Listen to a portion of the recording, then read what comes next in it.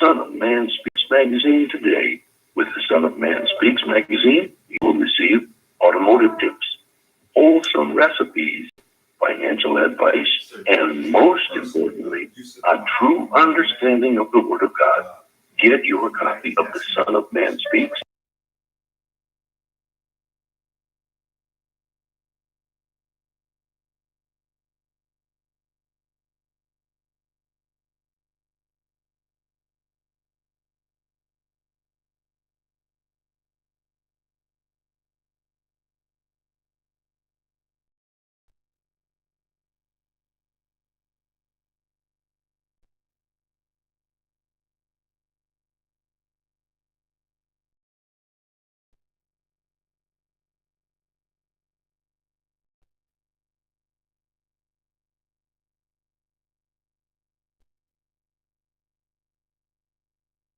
Three 342-2166 and 313-342-2166 or online at www.solwestgraphicdesigns.com. We're moving on now.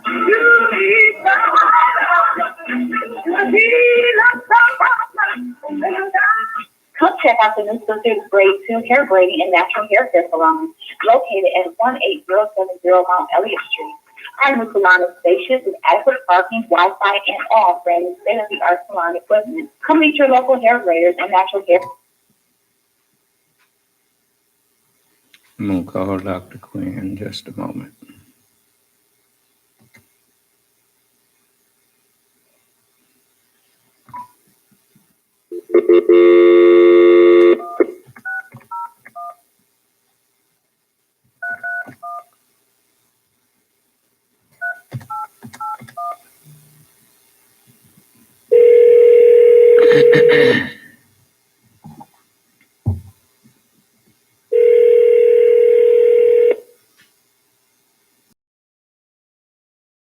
Of Dr. Timothy Quinn. If this is a medical emergency, 911. Otherwise, please send a text message to this line and it will be addressed within 24 hours. Please feel free to call.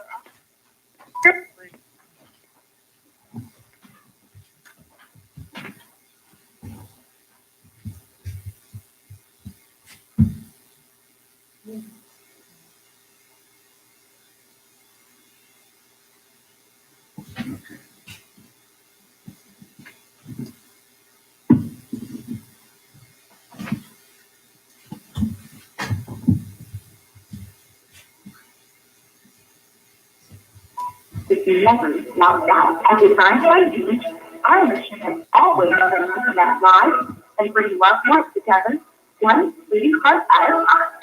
And in today's situation, at www.design.com.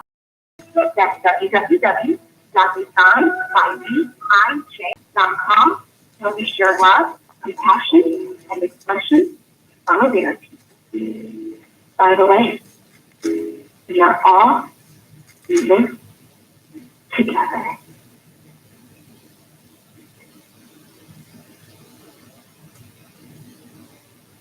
You're watching WHPS, Highland Park, Detroit.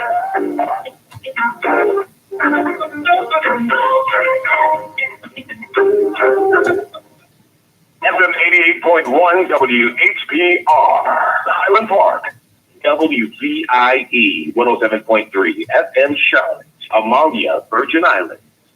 The views and opinions expressed on the following show are not necessarily the views and opinions of WHPS, its affiliates, management, or sponsors.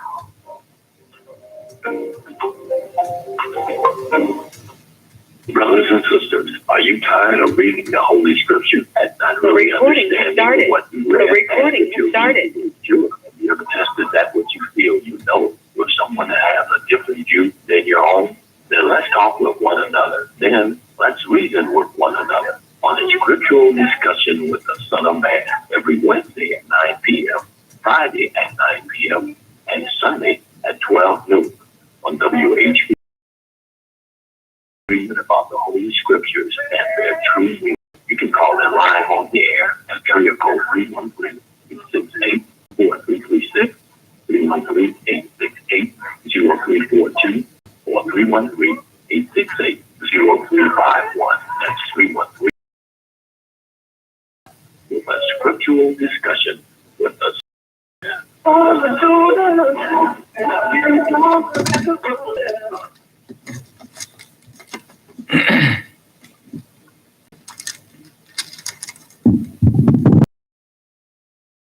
The most just. I greet all of you once again who are hungry and thirsty for Allah's righteousness. I greet you all with the greeting words of peace. May Allah. Salam alaikum. We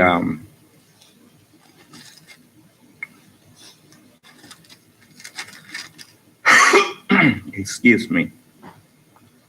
We want to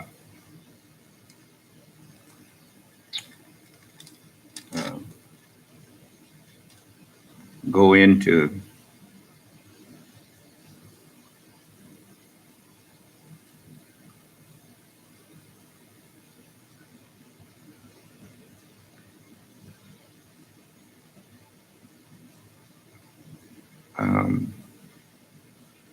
we have quite a few things we want to share with you this evening.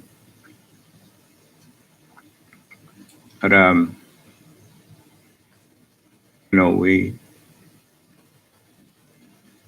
there's so many things that are just steadily happening that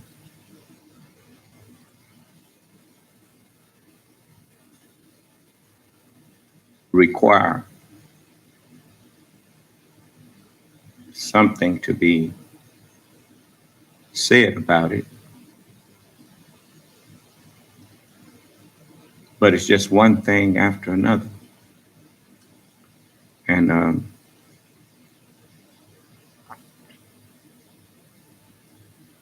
in normal times,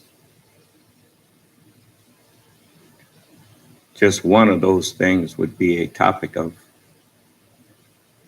in-depth discussion. But as you can see, there's just one misstep, one calamitous, hurtful thing happening. But there is one common thread that all of these things that are happening have in common. It is this pandemic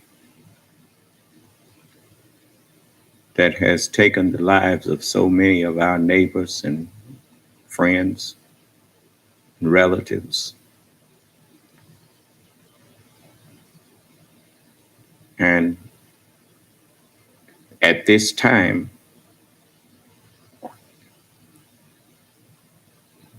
we have people governing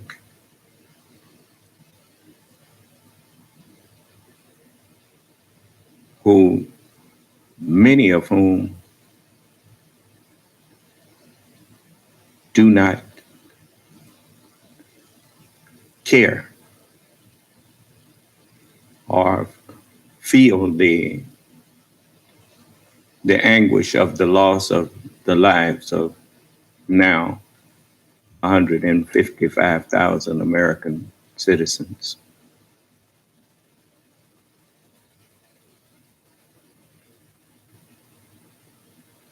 Which at the rate that it's going, it will be 165,000 by the end of next week.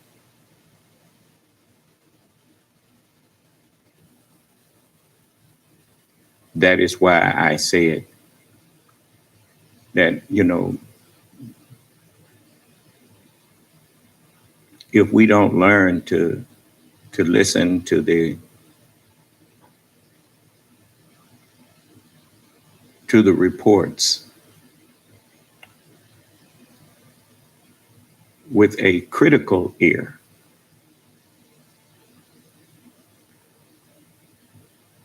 war is being waged on the American society,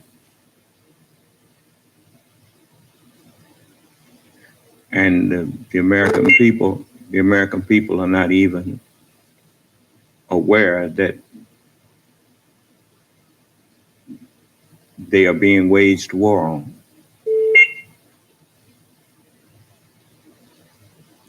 The only reason I recognize it is because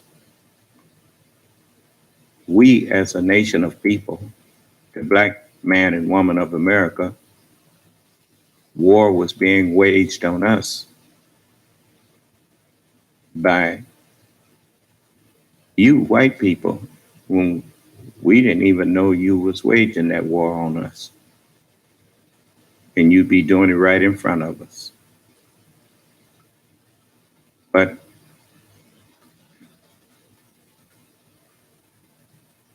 how can you think that the people that you elected to watch over your well-being, how can you think that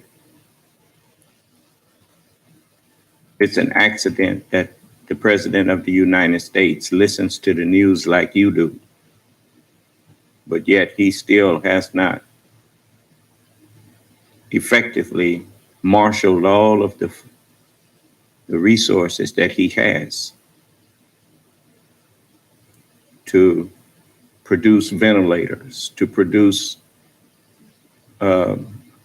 personal protective equipment, to all of these resources that he has, that with just a stroke of the pen and a word of mouth, he could turn factories into production of everything that you need and that doctors need to fight against that which has killed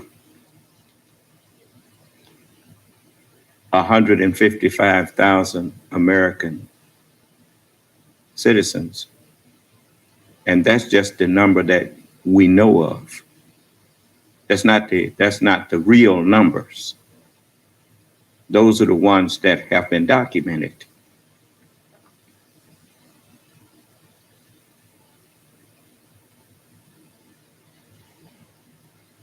And that virus is not in check now. The virus is free.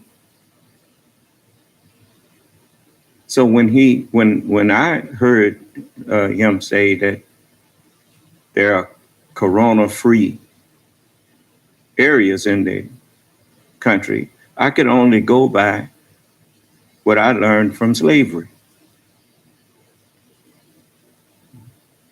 That, we don't always mean we. And, we are told things like we must get our crops in, but we wasn't doing the work. It was only us doing the work. Corona-free, since there is no place that this virus in America has not shown its presence, then what is a statement that there's corona-free virus, corona-free areas in the country? It could only mean that there are areas in the country where the virus is spreading freely.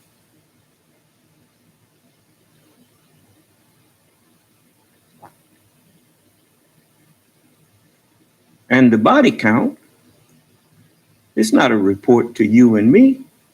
It's a report to whoever these people up there are loyal to. If things are going well for who?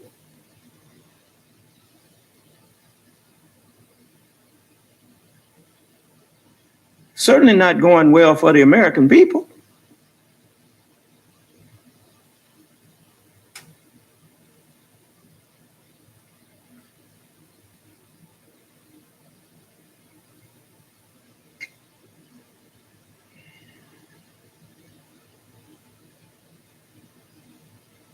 I was sitting there watching today I saw Jim Jordan questioning Dr. Fauci, and it was strange to hear a senator being so disrespectful to a scientist who was trying and has did nothing but that. The only way we met Dr. Fauci is what we heard about him was that he has been an active servant of the American society in the way of viruses and transmittable dangerous diseases through administration after administration. They have relied on his guidance along with other scientists to help protect the American people. He was one of the reasons why the Ebola virus didn't get a foothold in the United States. And I could not come to any conclusion except that, since the Senate and the House of Representatives could have overrode the president and just set things in motion, but many people in the Senate have dragged their feet and not forced the president to do what needs to be done. And as I was looking at him questioning Dr. Fauci, actually insulting him by suggesting that he's somehow playing politics by telling suggesting that businesses should shut down, and somehow telling Dr. Fauci that these people, that you're not trying to stop these people from these demonstrations and this kind of thing. And it dawned on me that he was trying to get a rise out of Dr. Fauci, trying to get people like Dr. Fauci to throw their hands up and just say to hell with it. In How to Make a Slave, it's not enough to just enslave people. You have to, in order to keep them enslaved, you have to put them against each other while they are in slavery. Because if you don't, as that William Lynch letter said, it's not enough to just put the old one against the young one, and the light-skinned one against the dark-skinned one. You have to put the young one against the old one too, and you have to put the dark-skinned one against the light-skinned one. You have to put them both against each other, because if one is not against the other one, then they might wind up having a calm conversation and realize that they both got the same problem and they need to work together to get your foot off their neck.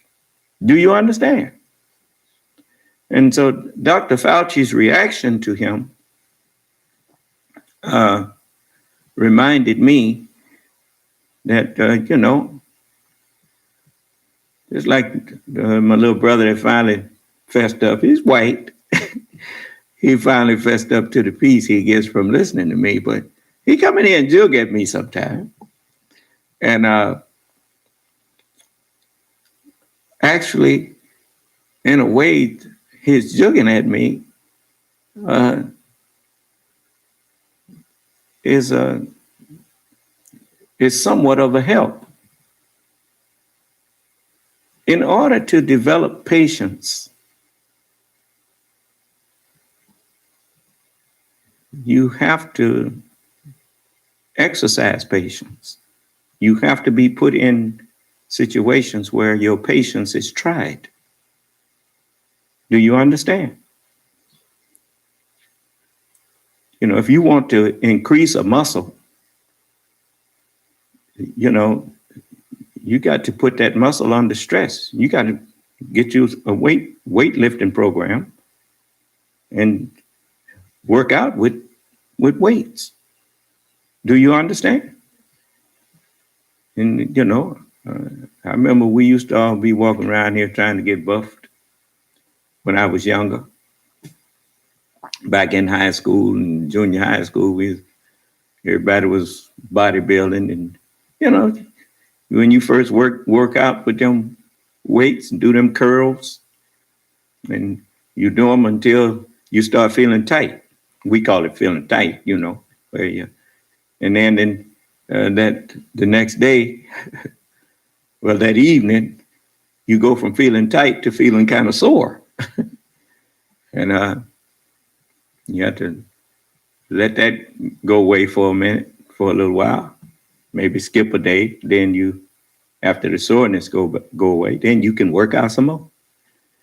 Pretty soon you don't feel sore after working out. You do it until you get tight, but the soreness don't come. And then you see your muscle getting bigger. See yourself getting buffed. And so, you know, for the past 40 something years, I've been having to argue with people and exercise patience. And I'm better at it now after all them years, but people can still get on my nerves. It's just not as easy. I'm just not as thin-skinned as I used to be. And so I was looking at Dr. Fauci and how he just remained so calm. And he asked Mr. Jordan in so many words, well, you know, what, you want me to start telling who should be arrested now? Is that what you know? But you know, and for a minute there, Mr. Jordan ought to be ashamed of himself. But I know he's, you know, I'm gonna tell you something. Before I get into that, though, I want to get someone on the phone. Because I had told you that we were going to start bringing doctors in to talk with us. So let me get one of those doctors on the phone here. You all bear with me for a moment.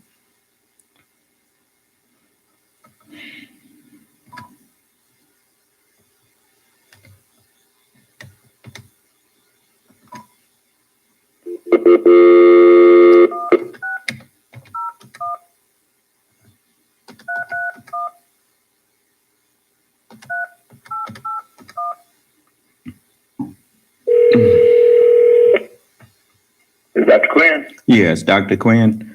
Hey. How you feeling? I'm feeling really good. Are we on and live? I'm getting ready to introduce you now. Okay. How long do I talk just so I can time it? No, you ain't got to put no time on it, brother. This is when I invite you in here, you say whatever you feel need to be said. Okay, and I'm talking about coronavirus. Yes, sir, and whatever else you think will help our people. Okay, I'm ready. Okay, just a moment.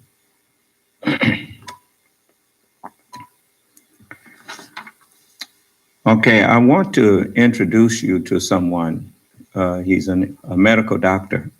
His name is Dr. Timothy Quinn. And Timothy Quinn is an MD, practices family medicine, and is the medical director and owner of Quinn Healthcare, LLC, located in the Metro Jackson community of Ridgeland, Mississippi. With over 10 years in private practice, Dr. Quinn is a community leader and public figure whose primary focus and emphasis is on educating his patients and the public to create healthy lifelong habits.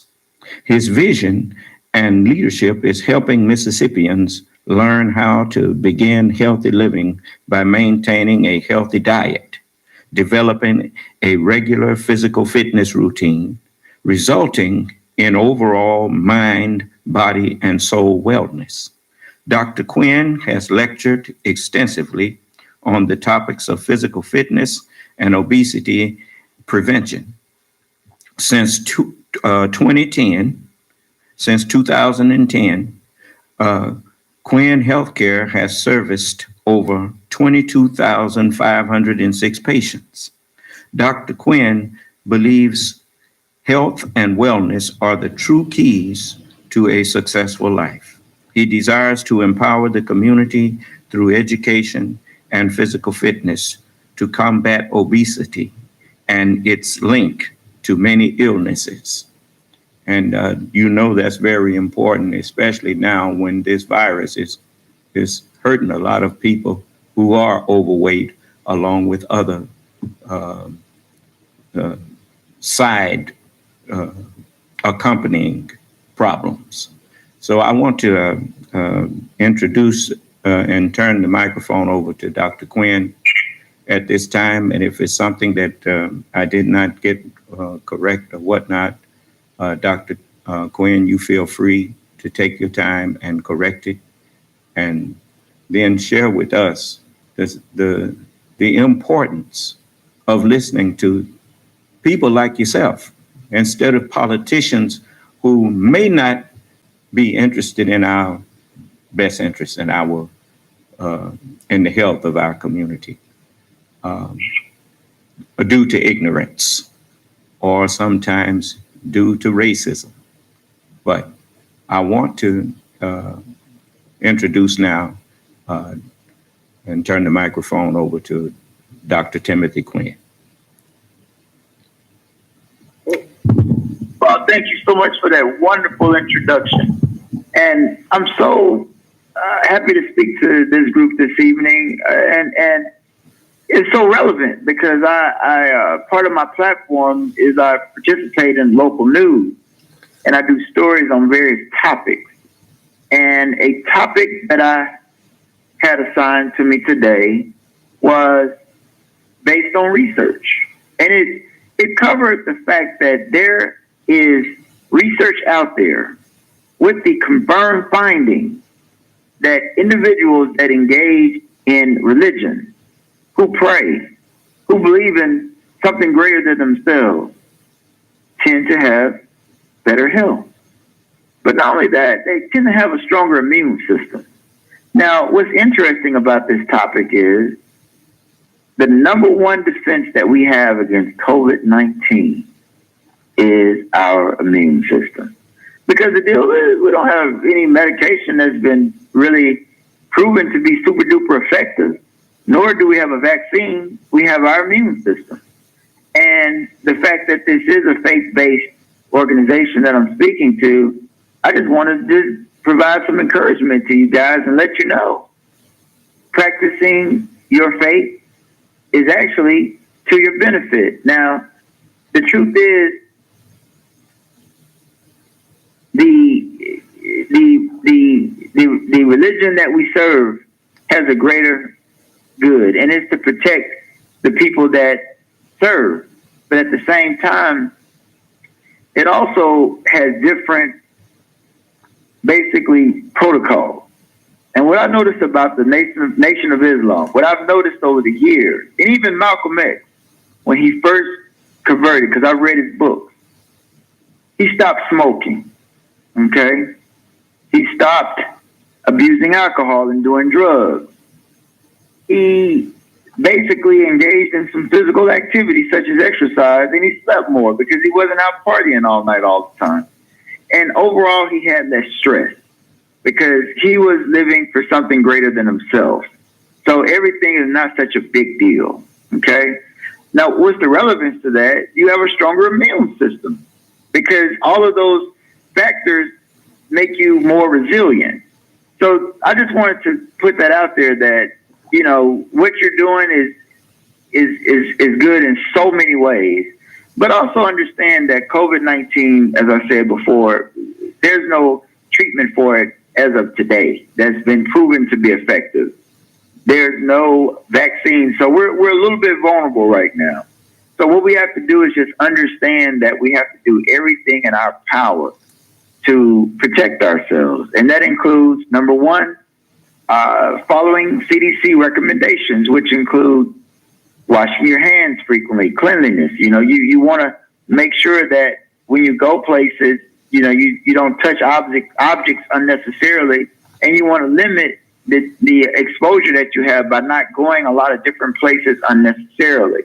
But also, when you do go places, you want to wear a mask, some type of facial covering, because the way COVID-19 is spread is through respiratory droplets. Somebody could be coughing or sneezing, or somebody could just be talking to you. Their respiratory droplets can be expelled into the air, and the average is they can travel 6 feet. So you want to limit your contact with people, but if you do go out, wear a facial covering. And basically, you know, you want to social distance as much as possible. But if you could implement these measures into your life, you're doing everything you can to protect yourself and your family. Because the other thing about COVID-19 is the carriers, and when I say carriers, these are people that contract the infection, but they don't know it because they're not very sick. And this is usually the younger generation, people in their 20s, even teenagers, or even people in their 30s, or some people even in their 40s can contract it. They don't know it, but then they can go home and give it to maybe their mother or father or their grandparents that live with them, and then they might not be able to fight it off as well, because if someone's older, they typically are not quite as strong as a young person. So you want to not only look out for yourself, but look out for others. But if you follow these guidelines, and I'll just repeat very quickly, you want to limit going out. You want to limit, you know, just going a lot of different places. Limit exposure to other people when it's not necessary. Wear facial coverings, and just understand that this is only a temporary time, because medication will be developed, vaccines will be developed, and we will get through this time. But in the interim of all that, we just have to make good choices and understand that we have to do what's best for not only ourselves, but the people we love. Dr. Quinn, I see people all the time, when I go out, some people just outright refuse to put on a mask. I was thinking about the poor brother that we just heard about, Herman Cain. Herman Cain may have been a supporter of someone I don't support, and he may have been, and other people. But I don't wish death on anyone. And it's sad that somehow you all in the medical field have been pushed aside by some politicians. And now people are listening to politicians during a pandemic more than they are listening to scientists and doctors. That is a deadly combination. I'm the son of man. At least I tell people I'm the son of man. But when it comes to medical things, you the grown person and I'm the child. And I got sense enough to know that. Because whenever we enter into an arena that we are not knowledgeable of, we are immediately reduced to the level of a child. Well, I agree with you in that, you know, we have to listen to people that are experts at different fields. It's just like when I take my car to the mechanic, because I did not go to school to become a mechanic, nor have I studied mechanical theory. I don't know anything. And I humbly tell the man, I say, look, can you fix my car? And I don't give him a whole lot of suggestions. I just trust in his training and his level of sophistication and mechanics to fix the car. But at the same time, if somebody has never been to mechanic school and they don't know anything about cars, I'm going to be less likely to listen to their advice. And I know exactly what you're saying. You're saying a lot of people in this country are listening to politicians who have absolutely no medical training. But what I say is, you know, we just have to really, you know, just pray about it. But at the same time, we just have to continue to do exactly what you are doing. And what you're doing is you're providing education to the people that you care about, the people that you worship with, and bring on people like myself to encourage them. And, you know, just know that we're going to get through this time. It's going to get better. It's just transitional. But for now, we just have to make the best decision. And like I said, not just for ourselves, but also for the people we love, to include our families. Because everybody has people in their family that might be vulnerable. And when I say vulnerable, I'm talking about people who are elderly, people who have chronic medical conditions, people who might not have a resilient immune system. We have to look out for them too, because if we get the virus, even though it might not take us out, it could have a higher chance of taking them out. But like I said, I appreciate you letting me contribute tonight, and I'm just going to continue to pray, and we'll pray, and we'll all just stay encouraged that we will get through this thing together. And thank you very much for letting me contribute, sir. Well, Dr. Quinn, we thank you for taking the time to come in. I know you're pretty busy. You're a doctor, and you got lots of work to do now. I know that. So. Oh no, it's cool. I'm actually my daughter. She's in college, and she came to stay with us.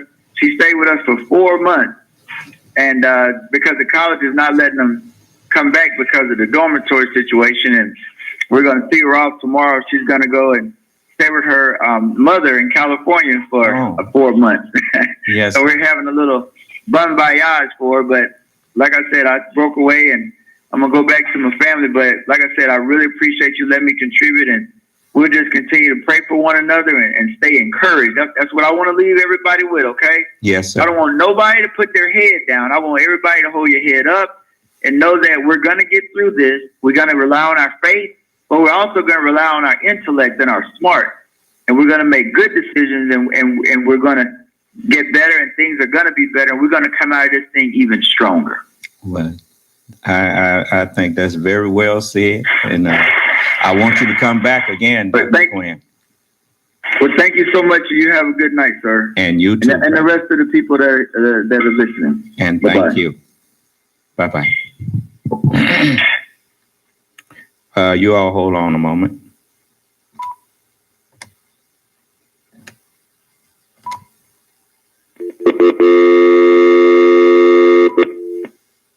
Okay. Now,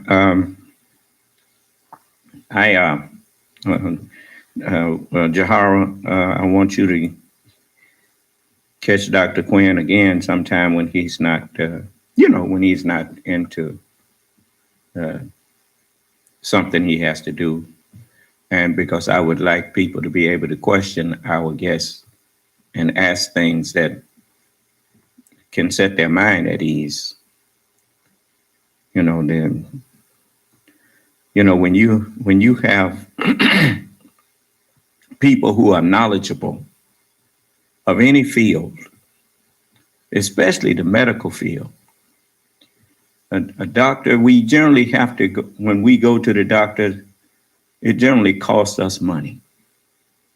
So when a doctor makes themselves available, and it's not costing us anything. We should take advantage of that, and because we're not rich. So when doctors, any doctor that makes himself available to us, I want to welcome them. I don't ever want them to feel unwelcome in here, because we need them. In times like these, we need them far greater than they need us. Do you understand? And so never be ashamed, or never feel slighted to humble yourself to someone who has greater knowledge than you on any particular subject. That shows intelligence. As I was looking at this movie that Bruce Lee authored, and it was on the Zen philosophy and on some of his own philosophy. It's like I finally figured out what Bruce Lee was saying, which I had borne witness to a long time ago from one of my brothers. But anyway, in the movie, Bruce Lee, even though David Carradine was the one selected to play the part of the starring role, Bruce Lee is the one that wrote the story. And in one part in there, well, in many parts in there, it shared wisdom of teacher and student. And at the first part, the teacher, which was David Carradine, he told the student, let me see if I can pull it up. It was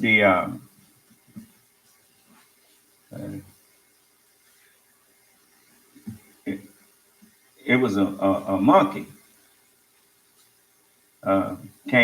came into their view, and the teacher, he was watching the little monkey, and he never let the monkey get behind him. And the student was just looking, and eventually the monkey ran off, went on about his business. So the student told the teacher, he said, you never let him get behind you. And the teacher just said, yes, that's right. And let me see, the name of it, you might want to go online and look at it. It's called Circle of Iron, The Silent Flute. And but anyway, I'll see if I can find that little one section there, because it's something that the teacher said to the student when the student got the lesson, and he kept talking. He said, I will watch them very carefully. I will, and the teacher, that's one thing about students. A lot of times they be so happy over the lesson that they done got, that they start reciting it when they should have, once they got the lesson and the teacher approved, that's the time to just be quiet and wait on the next lesson. But he decided he's going to teach them and bear witness that he's going to watch them, and and the teacher told him, yeah, you already imitate their chatter. and that offended the student. And so he said, I'm not going to be worrying about no monkeys. He He said, this lesson has no value. And the teacher took his hand and pushed his, and said, I don't know if he pushed his forehead or not. But anyway, he said, one is taught in accordance with one's fitness to learn. And remember the old saying about he who knows not and knows that he does not know is a child. Teach him. But he who knows not and thinks he knows and does not know that he does not know is a fool. Shun him. Huh? Okay. Now, let me see if I can find that little scene there. And let's see.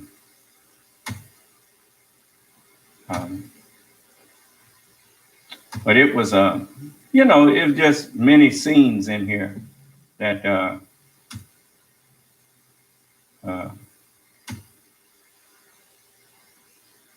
let's see. That here it is.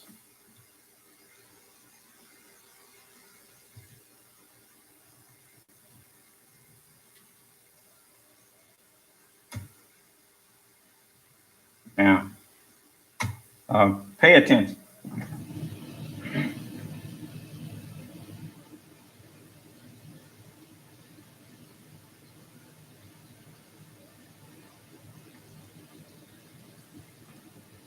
I remember this other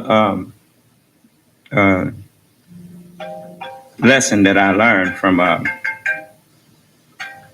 It's another lesson that I learned from Star Wars that applied to this same lesson, and that is that as you look at things, when Yoda told Luke, when he was talking to Obi-Wan Kenobi in the first, it was in this, I think it was the first one. He told Obi-Wan, he said, long time have I watched this one. Never his mind on where he was, what he was doing. Always looked to the future. And that's one of the reasons we fail at things. That's one of the reasons why people have car accidents. It's because instead of their mind being where they are and on what they are doing, they are thinking about where they are going and what they're going to do when they get there. And that's called daytime dreaming. Huh? Sometimes I ain't pointing the finger at you. I done did it. I done drove home sometime and was deep in thought. And I arrived home and didn't remember actually the scenery that I usually see when I come home,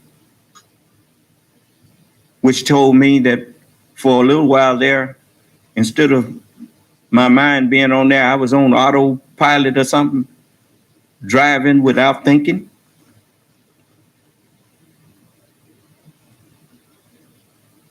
That's not good.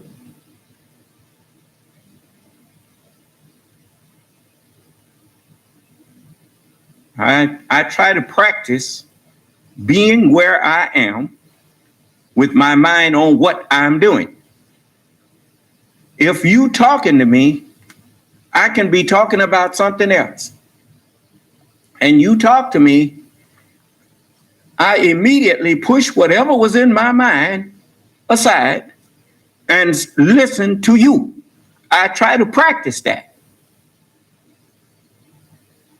Because, if you are not listening to a person, even if you are arguing with them, how can you argue if you are not listening to the other side?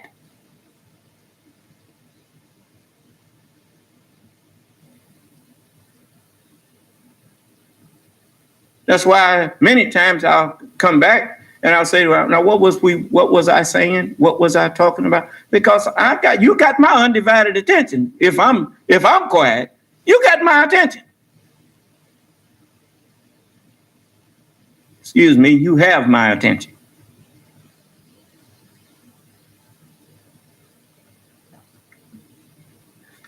Because why? As you would that men do to you. What? Do ye also unto them. Why should I expect you to give me your attention, undivided attention, if when you are speaking to me, I will not, and I'm not willing to give you my undivided attention? That's just another way of saying, show people the same courtesy and respect that you want to be shown.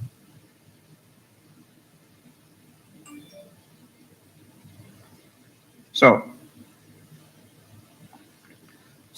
I try to practice that.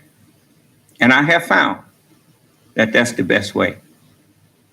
Now, this lesson is, it goes along with,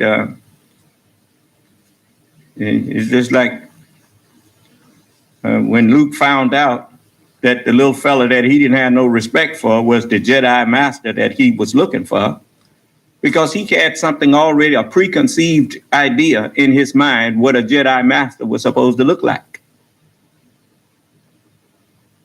When he first met Luke, Luke looked at him and looked the way he was dressed and looked the way, he was. And he said, he told Yoda, he said, look, I'm looking for a great warrior. And Yoda told him, wars does not make one great. And so Yoda kept on fooling around with his food and all that stuff, and Luke got mad. Y'all remember, some of you all that watched it. And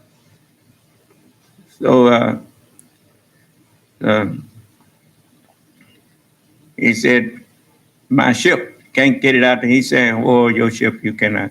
He said, I'm looking for someone. Then Yoda told him, well, found someone you have. And he didn't even bother to ask his name or nothing. He just made an assumption.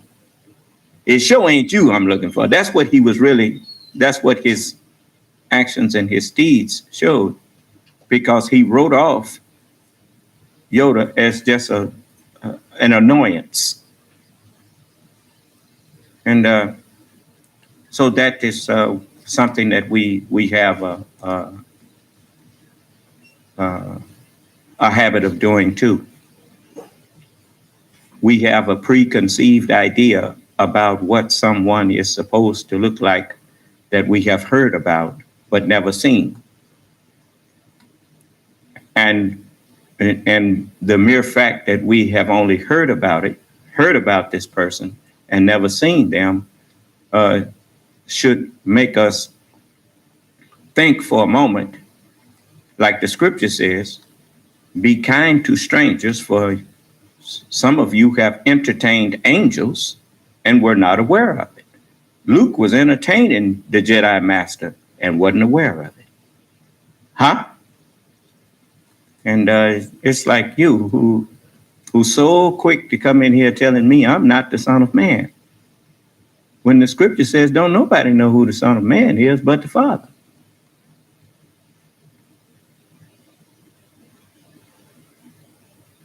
So you come in with the wrong attitude.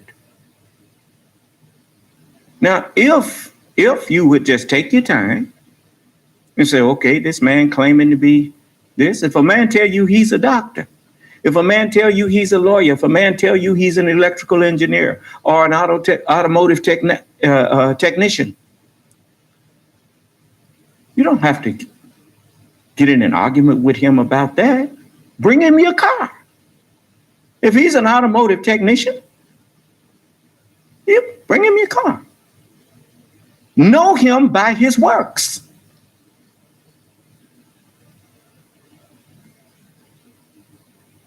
As long as you think that the giving of sight to the blind and the making the deaf to hear, as long as you think that that's talking about on the natural level, you're not fit to give no test to messengers of God. For messengers of God give spiritual sight and give spiritual hearing. When you are spiritually deaf or deaf, it means that when you hear the word of God, you only understand it to mean like the resurrection of the dead. You think that's talking about somebody coming up out the ground after they physically die. Even though that happens. But it don't happen like you think it. It happens because the material that they are made of, look at what people used to say, ashes to ashes, dust to dust. Huh? Every part of you that's a part of the earth returns to the earth. And then that thing that used to be a part of your body now becomes part of a new thing. And that's the way we do that every time we eat. We eat vegetables. We eat vegetation that is edible. And instead of saying vegetation, give me some vegetation that is edible, we just say vegetables. And that is that. Huh? So we eat those things. There's nothing but dirt in another form because that's all we are. It's the material that we call dust in another form. And the way you prove that is you put that broccoli or cauliflower, take it and just rake it out into the dust. And pretty soon you go out there and look in the dust and you won't find it no more. Do you understand? There you go. That tells you that it was dust. Okay. And so we are everything, and everything is us. Do you understand? And so that's I can understand using the word homegoing. It's just like when you go to on your computer and you bring up what they call the home page of any site you go to, and you start searching things all in that site, and you can hit a key, return to what? Home page. Well, home page is where everything that you were searching, that's where you started your search from.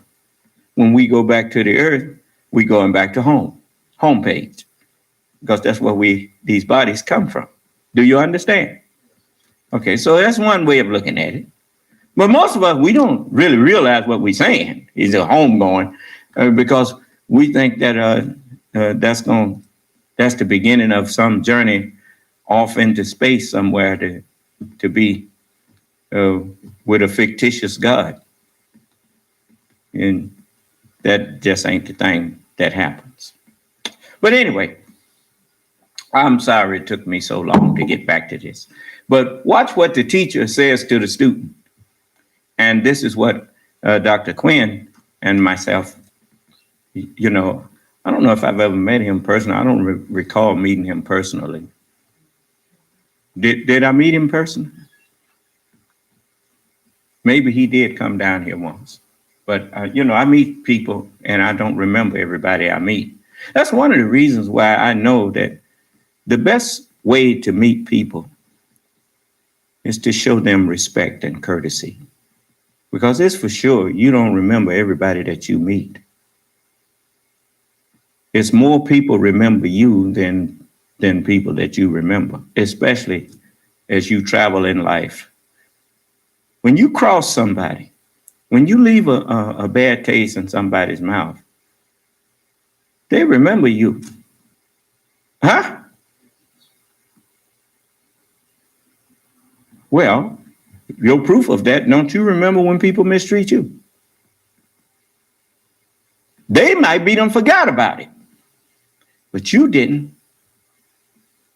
So you don't have to go through life looking over your shoulder if you don't go through life purposely offending people. If you speak a word that offends people, make sure that the word that you spoke was the truth.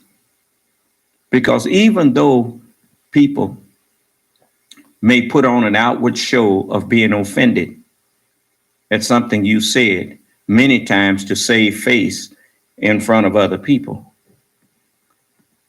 That's why it is taught in the scripture that when your brother offends you, go to him. Meaning, go to him, pull him aside, and tell him. Huh? So his ego don't get in the way. And if he hear you, then you have gained your brother, because he will apologize and he will correct himself.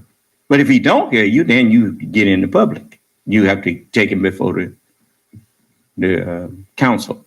You understand? In this society, the council is you take him to court. See, they got all of that from the scripture. That's civilized. Instead of having your citizens out there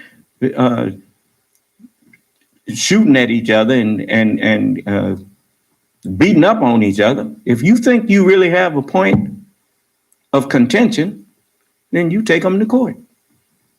You understand? Yeah. You ain't got to stand around arguing and throwing hands and fighting each other. You just take them to court and let a judge, an impartial judge, let him hear both sides and tell you which of you is in the right. But anyway, now watch this.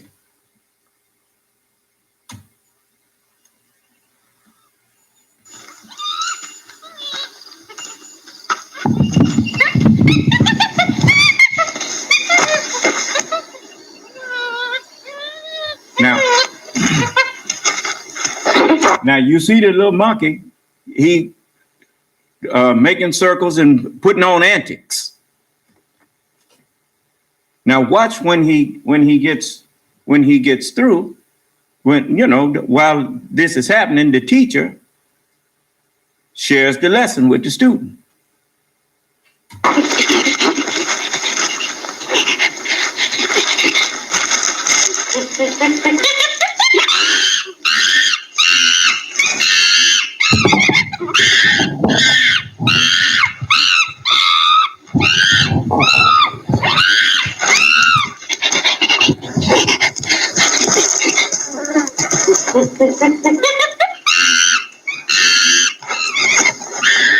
Now listen to the lesson.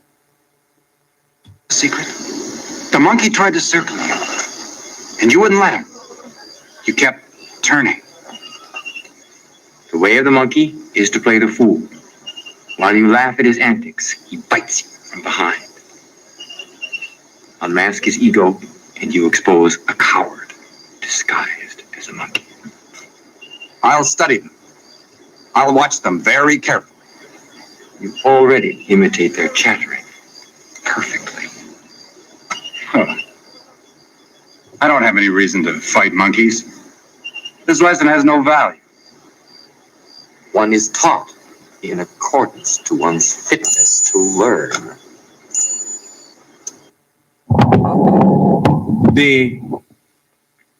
Even when the student was being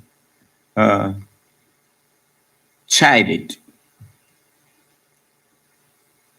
by the teacher was teaching him a lesson. But the student was too busy getting offended to recognize the lesson that he was being taught. Do you understand? Whosoever shall exalt themselves shall be abased.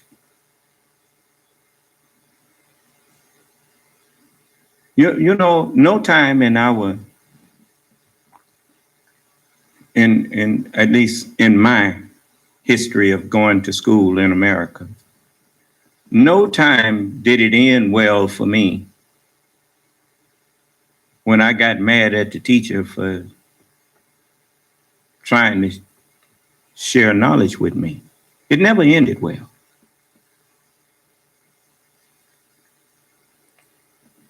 Whenever you decide that you need to rebel and get angry with your teacher, that is something that will never work well for you.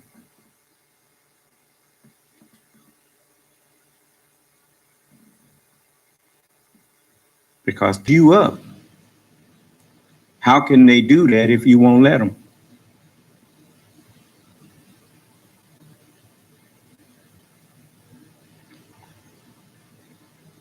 If you don't pay the proper attention, no matter what is being taught, you hear the old saying, they have a saying in this world that people never really, they never really take past the surface. They have a saying. We don't always get what we pay for. You don't always get what you pay for, but you will always pay for what you get. Do you understand? Now, we know on the superficial level that we have bought things and we thought we was paying, and we thought that what we was paying for that thing was a good price, and that it was going to give us something that we thought was in it to give. And we found out that the thing wasn't, we paid for something, but we didn't get everything we paid for. Do you understand? And then we were dissatisfied. But we always knew, and we always know, that if you go to the store, if you go to the car dealer, if you go any place in this world of commerce, if you want to walk away with something, you're going to have to pay for it. Is that right? Okay. Otherwise, you're stealing. You're shoplifting. Shoplifting is just another way of saying stealing. It's just a nice way of saying stealing.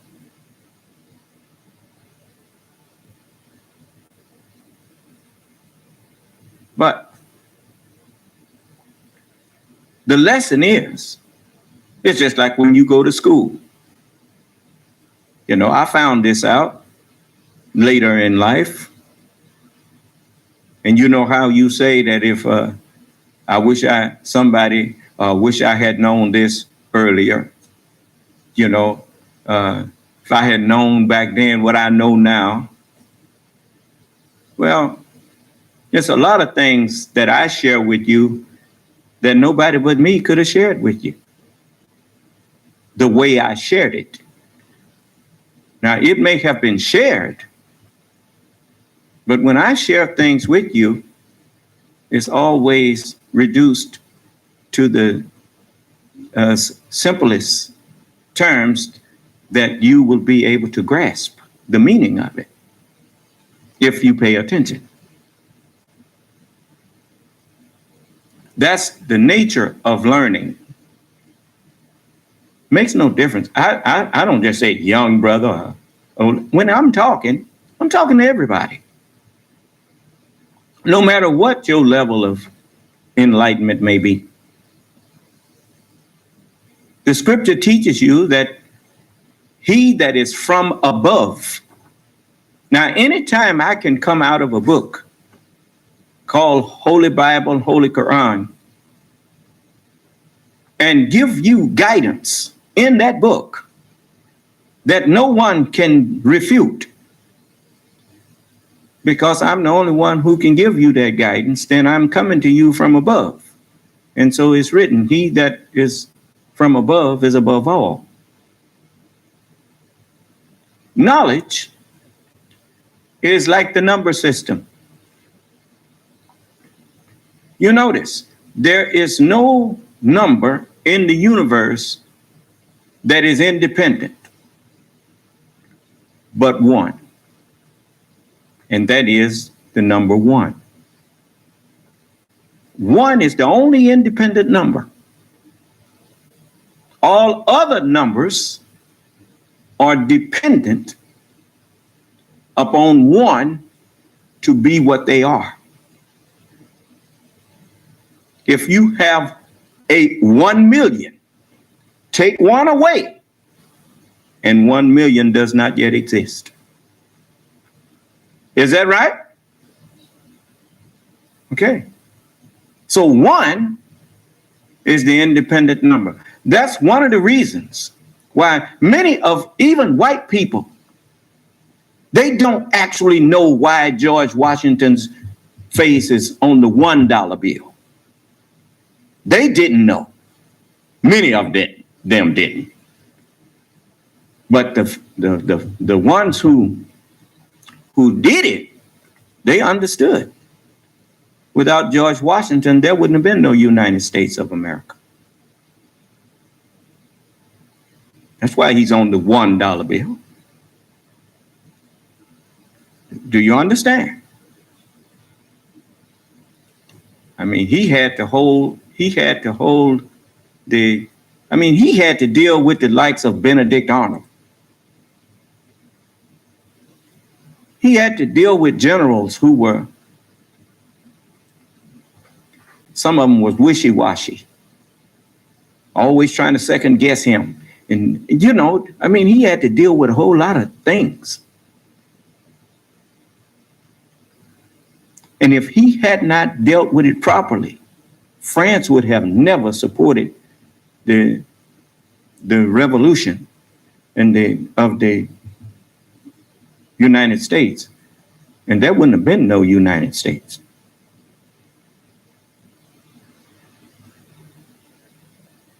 But anyway, now,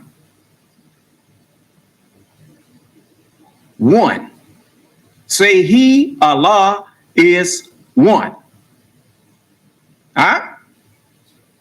Allah is the truth. Name something that exists that the truth didn't bring into existence. Makes no difference how much material you have. It's just like matter. You don't refer to matter as, you don't even ask the question when you understand math. It's not intelligent to ask, where did matter come from?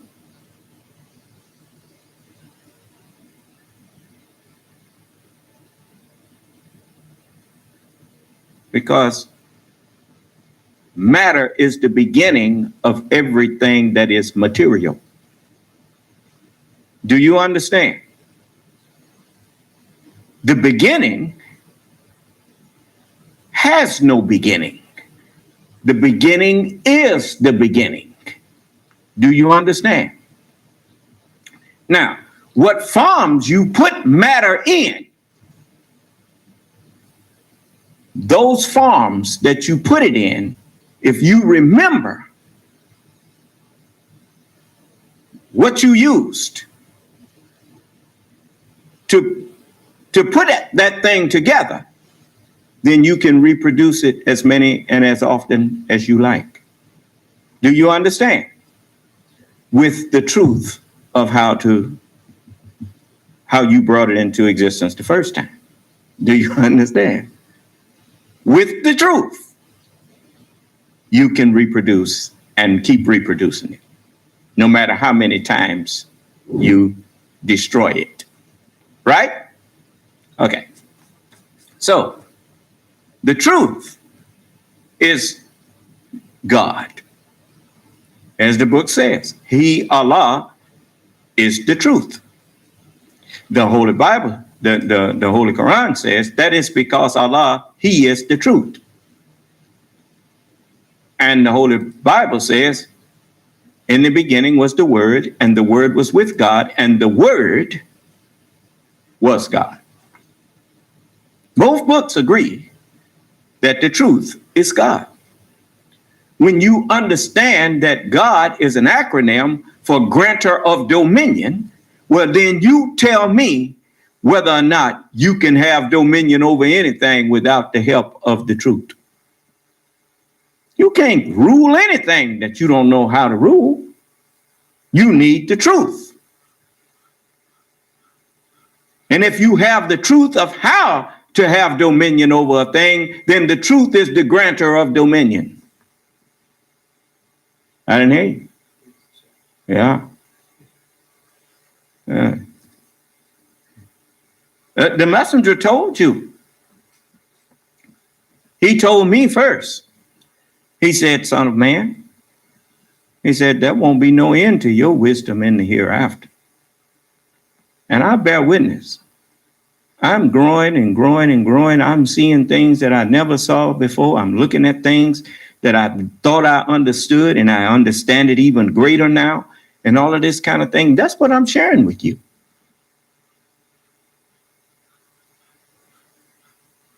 If you don't let me share with you the new mind that's going to rule this universe, you're not going to be in this universe in the form that you are in.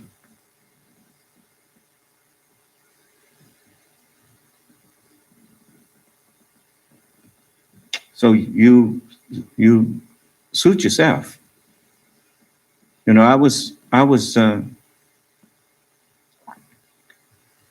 when I saw Herman Cain and some of those other people, but especially Herman Cain, at those at that event without a mask on, I just shook my head.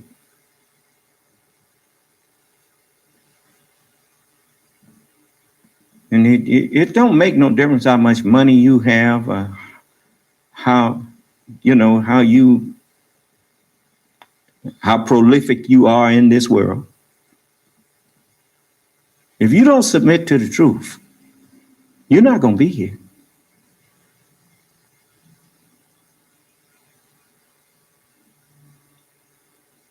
You know, some people, let me say this to you. Allah gave me this to say while I was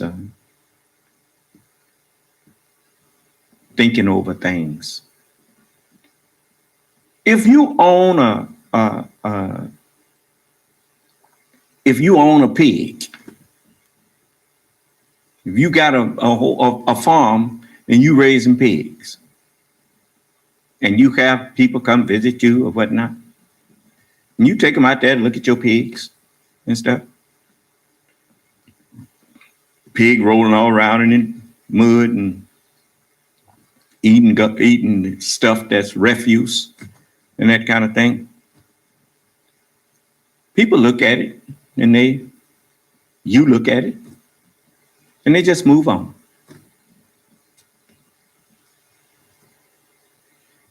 You see, how many times have you rode up and down the street? I do it all the time, especially since I've been here. I had never seen buzzards up close and personal when I was in my childhood growing up in Watts.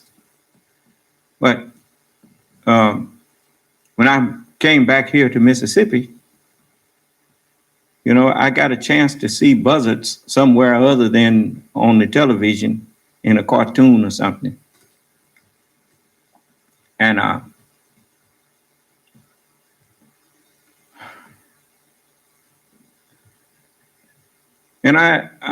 I looked at some dead animal in the street, and buzzards, they're just eating away. And if you walk by it, that animal, you could smell the decaying odor.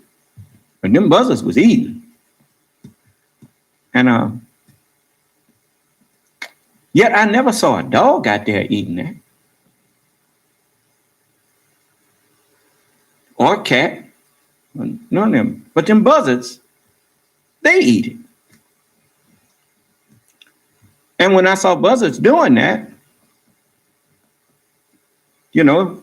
when I was in my car or whatever, I would try to go around them and not frighten them off or nothing, to just go on past, but they'd run on out the street or whatever. But I tried my best to give them their space. And it made me start to realize that everything that God made has a purpose. You understand? And that's one of the reasons why the ocean does not stink, is because shrimp and crabs and other things, they eat up. Look at the catfish. You ever had a fish aquarium or whatever, you notice that catfish, he suck on the side of the thing and eat scum and stuff like that. But anyway, everything has a purpose. And when something does what its purpose is, I never looked at the buzzard as it didn't make me shake my head or whatnot, because I realized that that's what buzzards do. Do you understand?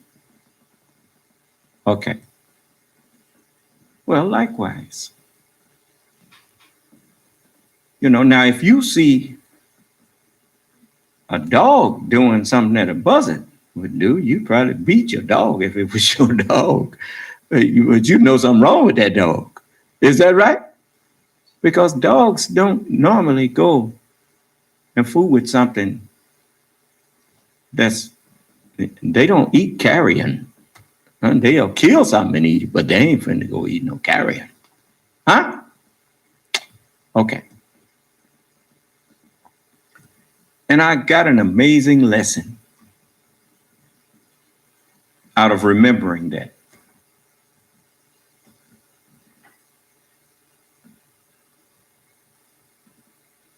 When I see people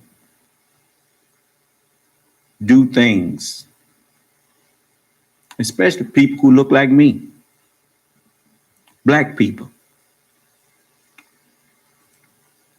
and then I see white people doing it too, and I may see brown people doing it too, and you could see yellow people doing it too. Well, God did say he made all nations of men from one blood.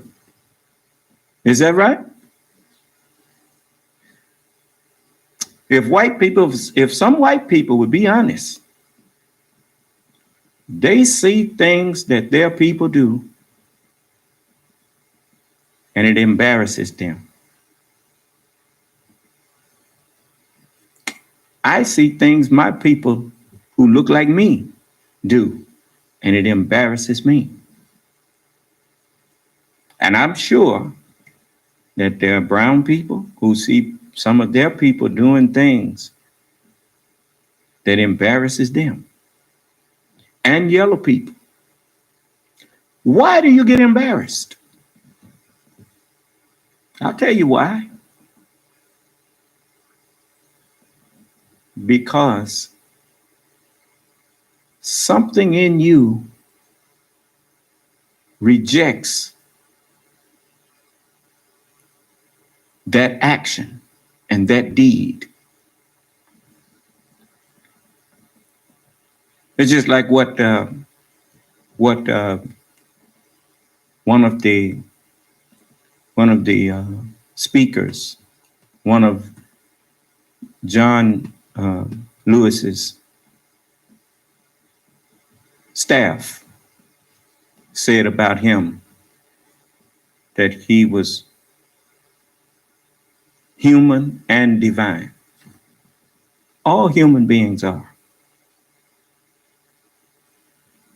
And the divine in you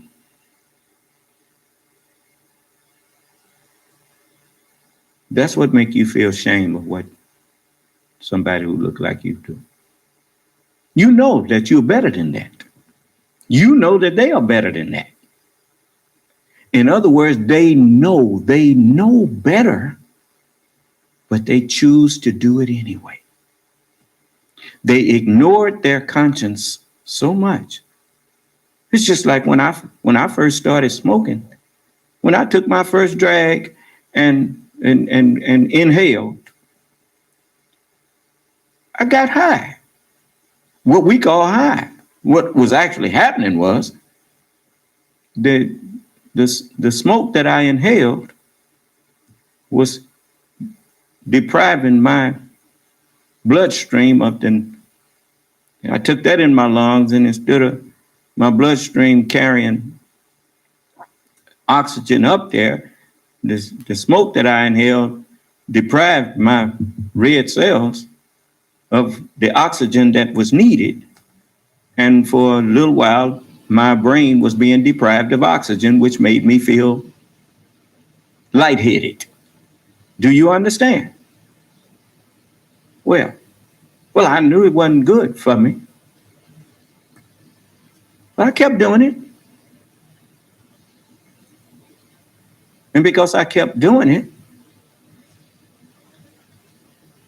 my body accepted it, that I was doing that, and started making do. Do you understand? And I didn't feel high no more from taking it in, but I was still damaging myself. It was just that, I didn't listen to my body, didn't listen to my mind telling me this ain't good for you. As we do things that used to repulse us,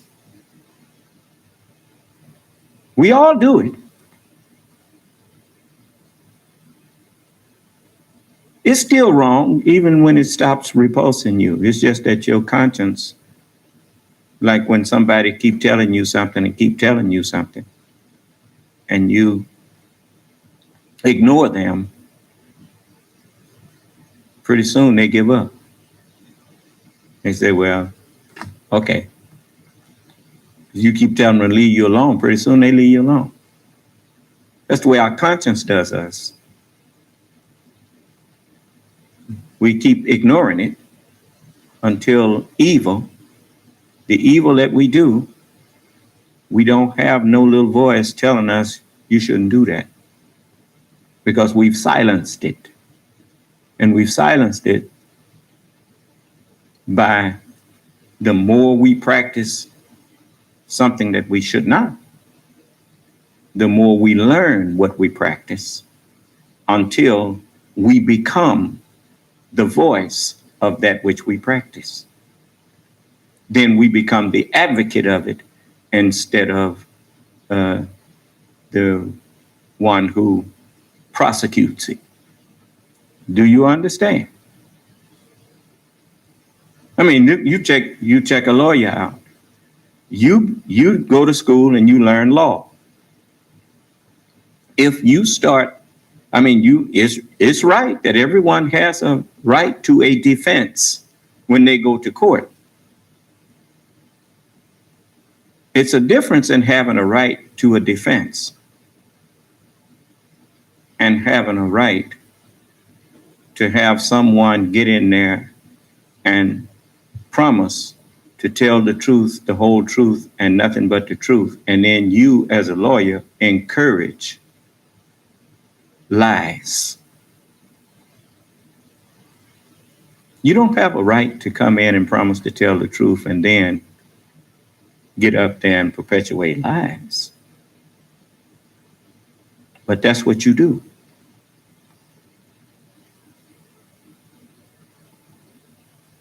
You, instead of letting the truth come out and helping the truth come out so that the judgment can be just, you put lies on the side of the scale that's supposed to hold nothing but truth. And you put artificial weights. You put artificial testimony on the side where there should have been truth. And you create an unjust balance. Do you understand?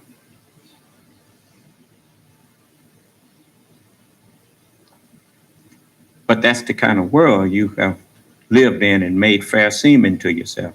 And the problem with representing people and bringing forth fictitious evidence to get them off.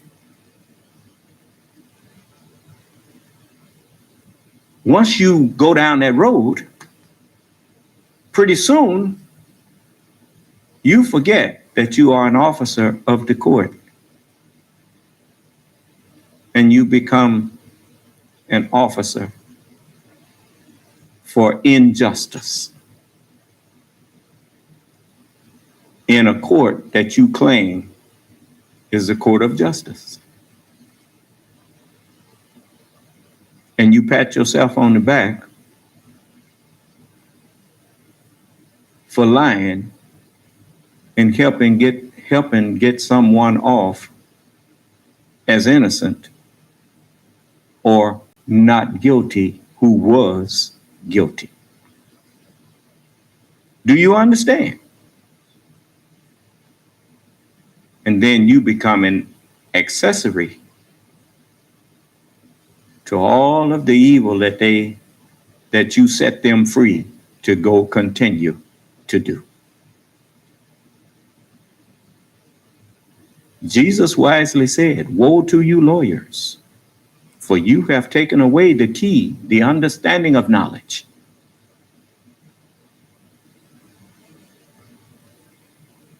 Yeah. But anyway, it's much that you all going to have to answer for. Pestilences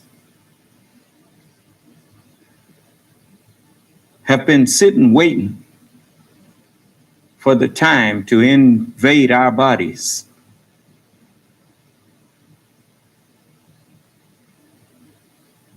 To do the will of God inside of us according to what we have done.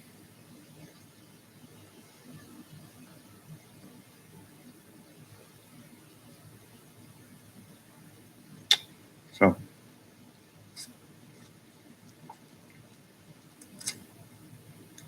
man worth millions of dollars died because he didn't see fit to put $1.25 mask on.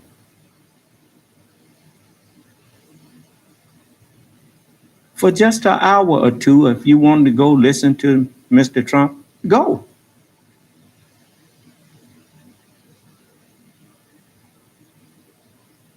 But why not protect yourself? I mean, they even had you to sign agreements that you would not sue them if you contracted the virus, which was their way of telling you that the virus is real.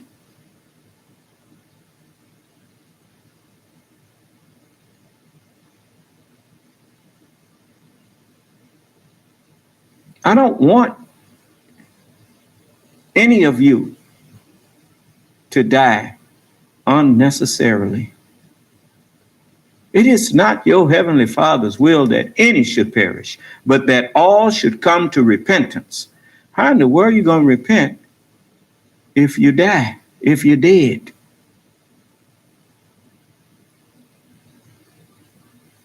You got to be alive to hear the truth and be convicted in your conscience and say, man, I was wrong. I was thinking wrong. What I was thinking was not correct. You got to be alive to come to that conclusion.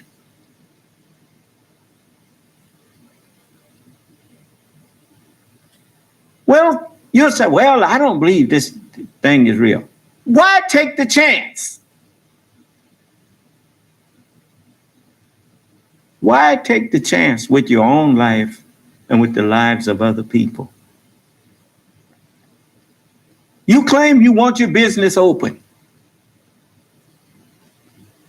Are you aware you're losing business if you open up and someone who is really mindful walk in your business and see everybody walking around there with no mask on?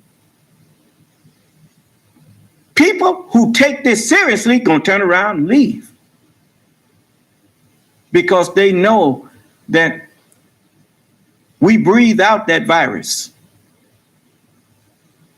If you in an enclosed area and people just walking around in there without a mask on, the air in that place is potentially filled with that virus.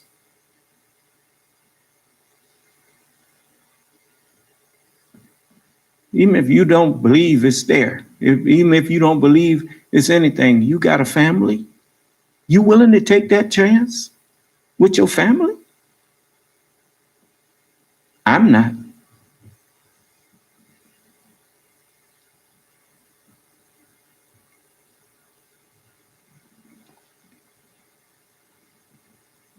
I don't understand that.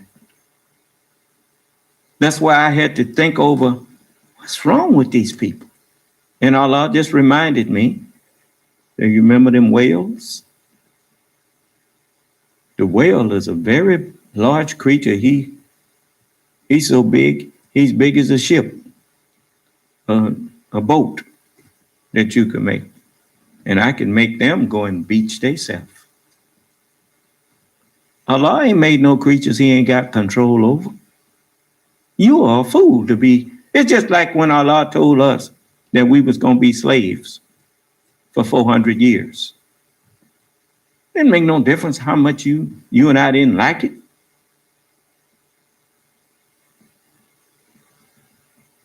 You could try to jump overboard. You can try to break free all you want. You weren't going to get free.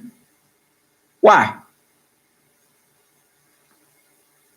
Because when Allah say a thing, he have power to make it happen. It's simple. He teach them how to hold you. Huh? And so they held us. And no matter what we tried, it didn't work. Well, he said, and also that nation whom they shall serve, I will judge them. Now you in the day of judgment.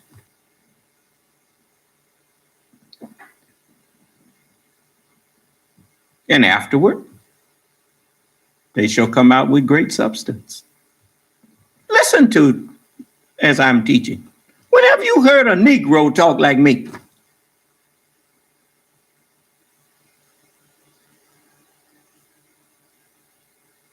You can't say I'm talking foolishness. There's much substance in what I'm sharing with you. And I can talk to anybody. I don't care how high you done went in this world. You can't talk over my head, but I can talk over yours. I can recite the Holy Scriptures, and if I don't explain them to you, you don't know what it's talking about. But I do. You in a part of the Scripture now where it says the nations shall stand afar off. Let me show you here. This is the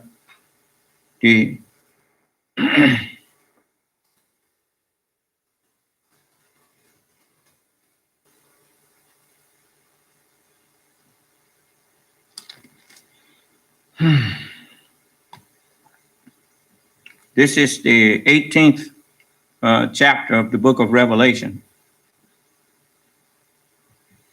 And it the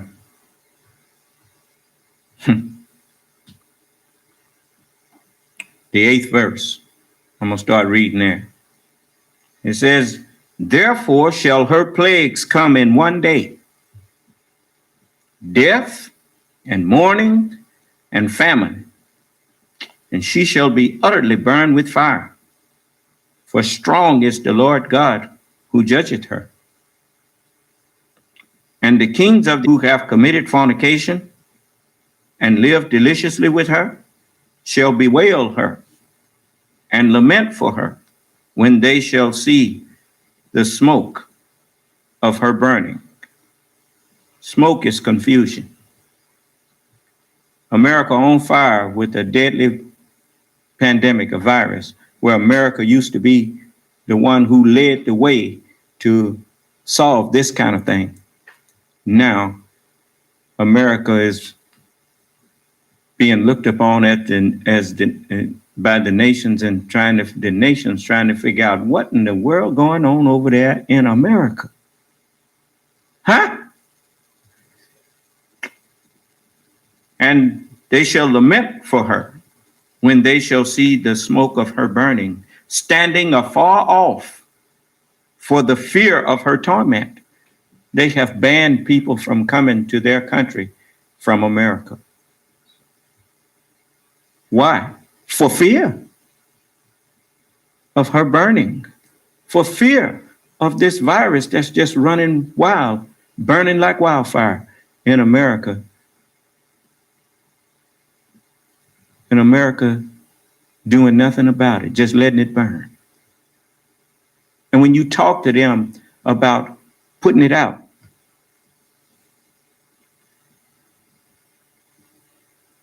they get angry with you.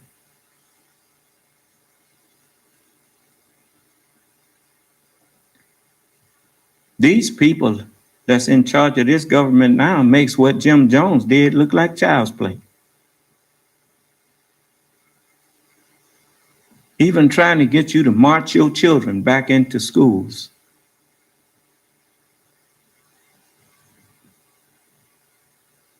To do what?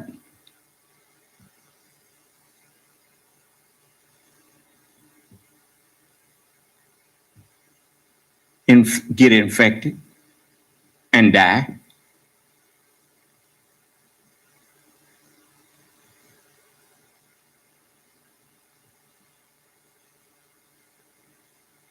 And you're gonna go along with that?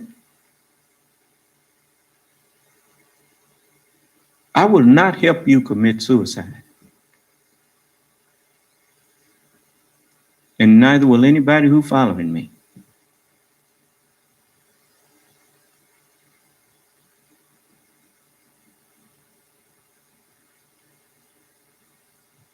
I encourage you to stop and think.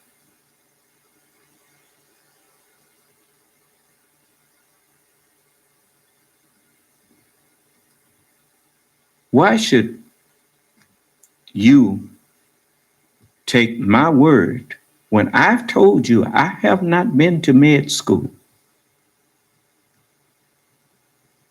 If you had asked me what that virus looks like, I would have asked you, what virus? I don't know nothing about no virus. And the only reason you know about this virus is because of the scientific community. They the one told you and me that it's out here. We didn't know.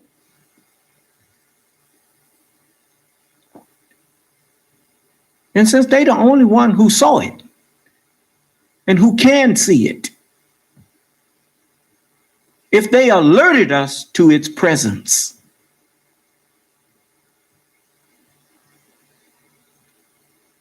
Well, we look like ignoring them when they tell us to put on a mask.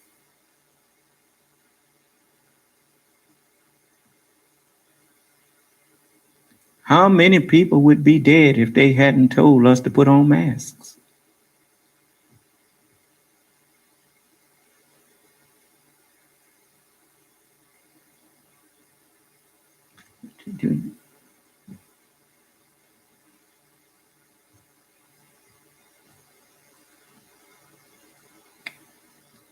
I remember this brother that I was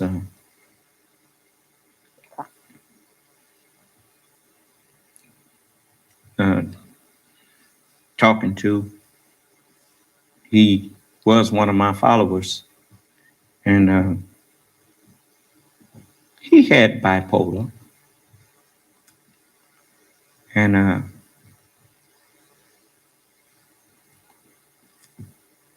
he was very smart, and I mean, this brother had a degree in physics, and then I asked him to go back and get a degree in law. He went back, took the LSAT,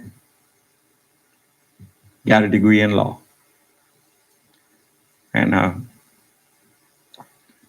I used to enjoy talking to him, you know. In certain ways, he was like a child.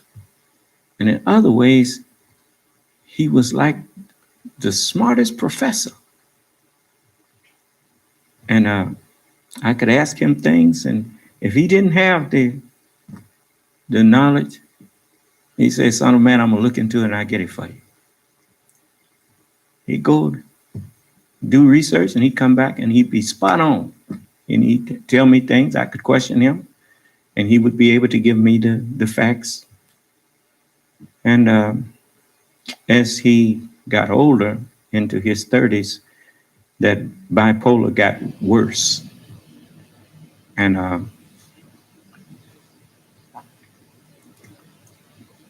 we got him to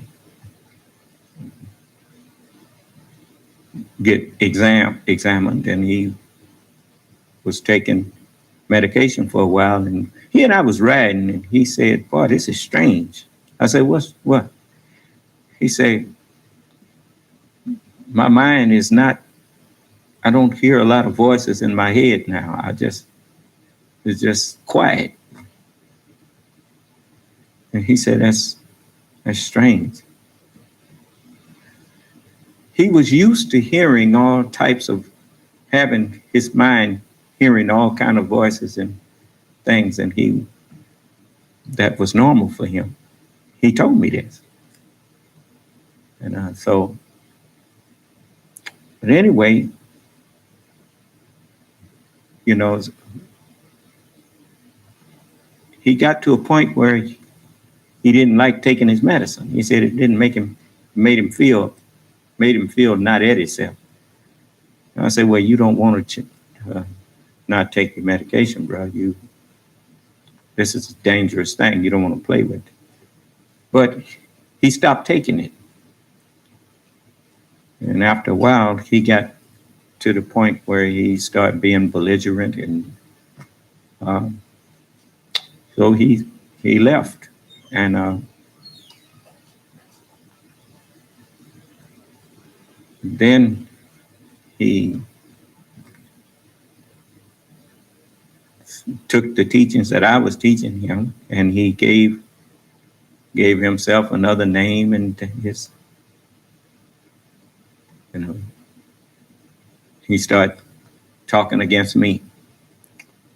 And you know, I forgave it because I knew he wasn't at himself. But he put a lot of stuff online that just made no sense. And one day he had a clear moment after I fussed him. You know, I fussed him out about what he was doing. And he apologized. He called me and privately apologized. I said, you go down there and go on there and take that garbage off you put on there.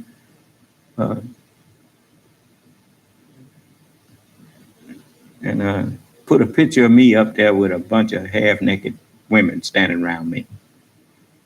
And, you know, he knew how to do them. He knew how to deal with that computer. And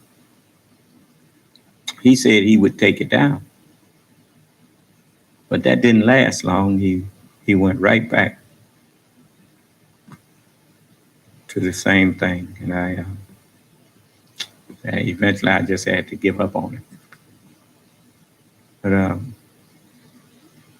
you know, it's just like I see the same thing with, I heard the president say that wearing a mask is an act of patriotism. Now, he said it. At least according to them, he tweeted it.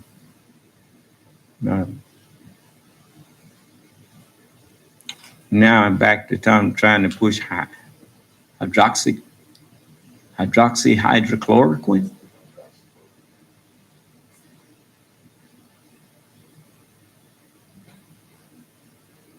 How are you going to do that?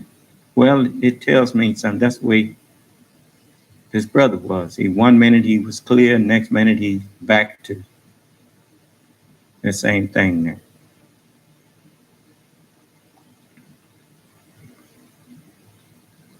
But only with the now, if that brother had been in charge of something here, he could have made other people stumble. But what happens when a man is the president of the United States and is afflicted with that?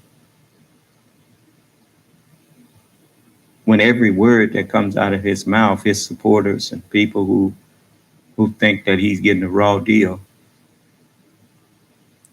they listen to him. He said Herman Cain was his friend, but his friend died after attending a rally with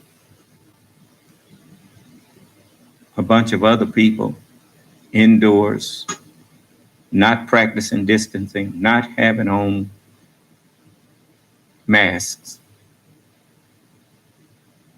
9 days after that, didn't they say the incubation period is from 7 to 14 days?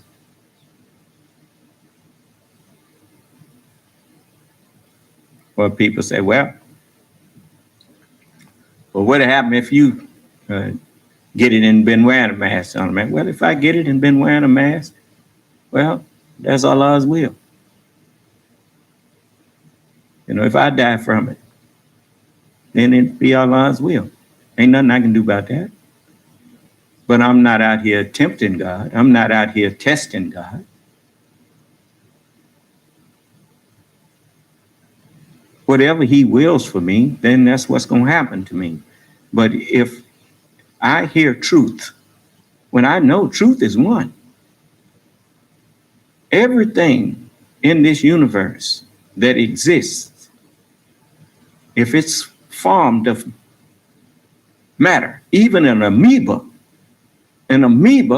even though it's one cell, it has parts to it. Truth brought that into existence. That's why the amoeba can still reproduce. Do you understand? Falsehood neither originates nor can it reproduce. Everything that is able to exist in any form and be reproduced, you can rest assured it's only because that thing is brought into being by the truth.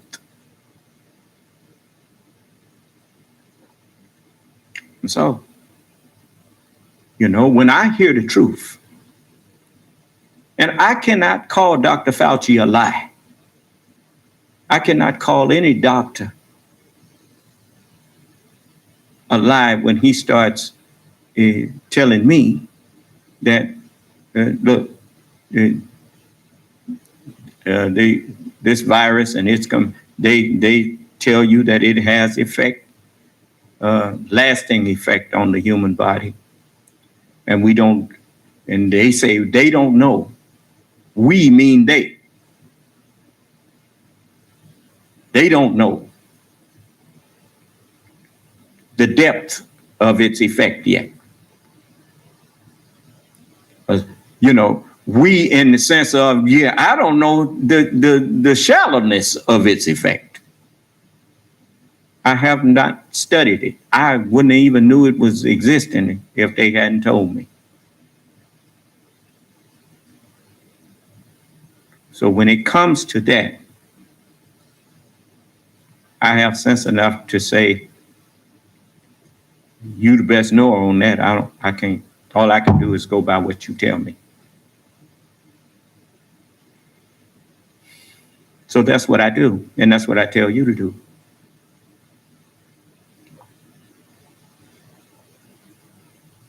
It's just like, you know, if it was me, if I was the president, even if I wasn't going to wear no mask myself, I would not invite others, like the Secret Service and the people around me. I say, look, I don't want you taking no chances. If something happened to me, then you know that I was wrong. But I don't want to be the cause of you being hurt simply because I was stubborn. I don't want that on me. You see, you know, it's just like many people, they say, well, hey, you up here misleading people. If I'm misleading you, I don't know it. And I keep the phone lines where you can unmute yourself and tell me. And, you know, show me some evidence that something I'm teaching is wrong. And I do it in the public because I know something about when people are wrong.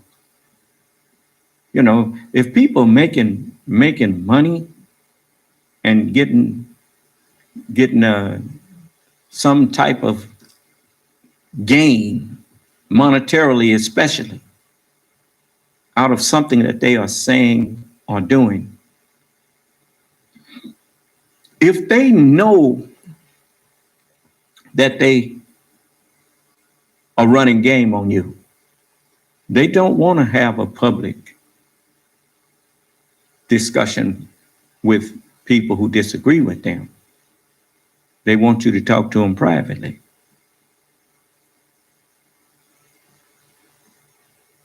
Because if they have a conversation publicly and you show them that they're wrong, well, they already knew they was wrong. But they knew that the people that was listening to them didn't know. And they don't want them to know because they are receiving some type of benefit by harming others with false doctrine. So the last thing I ever want you to think is that I'm up here knowingly giving you something that's false. So anybody who disagrees with me, I welcome them to come in and discuss it in front of you. Because at least if I don't accept their correction, at least now some of you had the chance to accept their correction and stop following me. Do you understand? Excuse me, Senator. Yes. No Sellout TV. That's a screen name. He says, before you call a black man a lie, stop teaching the white man's doctrine. There's no such thing as black man's doctrine and white man's doctrine. The truth don't belong to you or me. What you think it means when it says Allah is independent, upon whom we all depend? If I speak something that I heard from a Caucasian, I don't attribute the truth to the Caucasian. Hello, son of man. Can I speak? You just did. But I mean, may I speak further because I have some questions. Well, if you have some questions for me and take them one at a time, I'll be happy to answer your question. All right, thank you. My first question is, do you still see Biden as somebody that we should vote for other than Trump? Yes, sir. And can I ask why? Because I believe Mr. Biden is sane for one thing, and I believe that Mr. Biden cares about the United States. Well, is this, you care this because you see what you see of CNN and mostly everybody else, what they No, sir. Because if you No, sir. Just a moment. No, it's not because of what I see on CNN or MSNBC. All right. Just a moment. Look, brother. Hey, wait a minute. We can move along. You answer. No, sir. We can't move along because I'm not finished. Oh, all right. Go ahead. Finish. By all means, finish. Now, if you do that again, I'm going to put you out of here. Brother, No, don't call me brother. Don't call me brother while you disrespecting me. You have a charge on this. Put him out of here. And it's not. And, you know, you ask me a question and then don't want me to finish answering.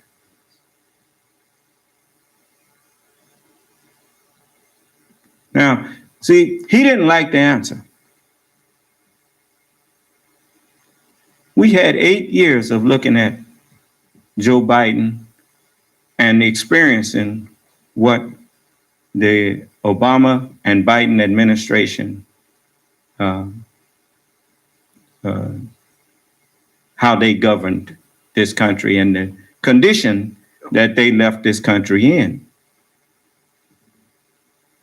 Now, if he comes back, and if he comes back and wants to talk, I'll let him.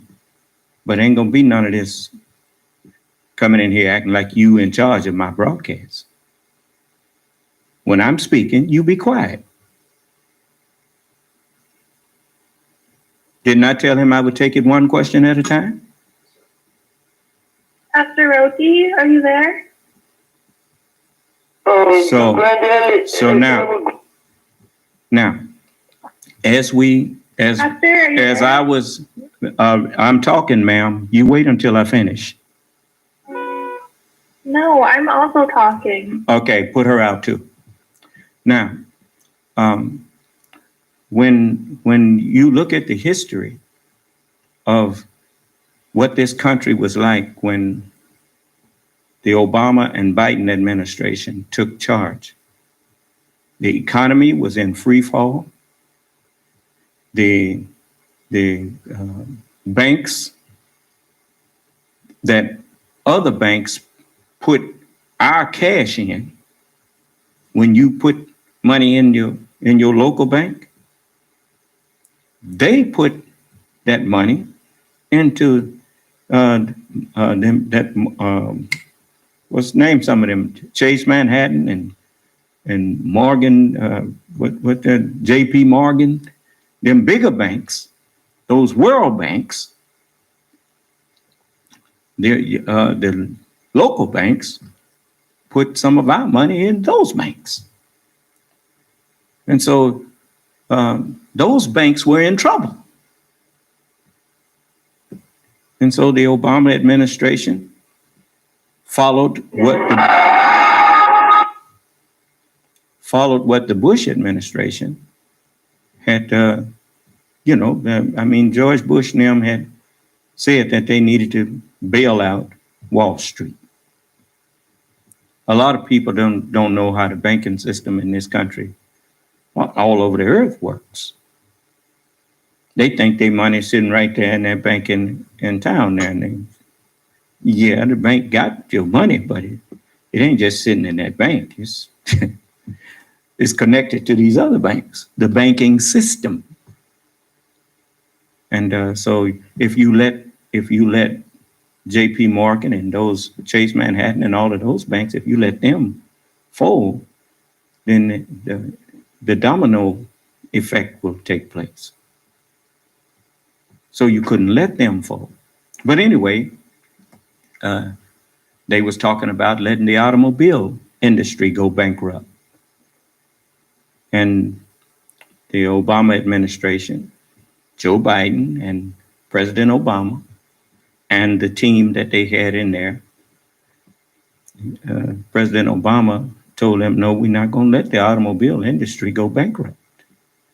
And they made sure GM and they loaned them money to keep them afloat, and they came back and they paid the money back.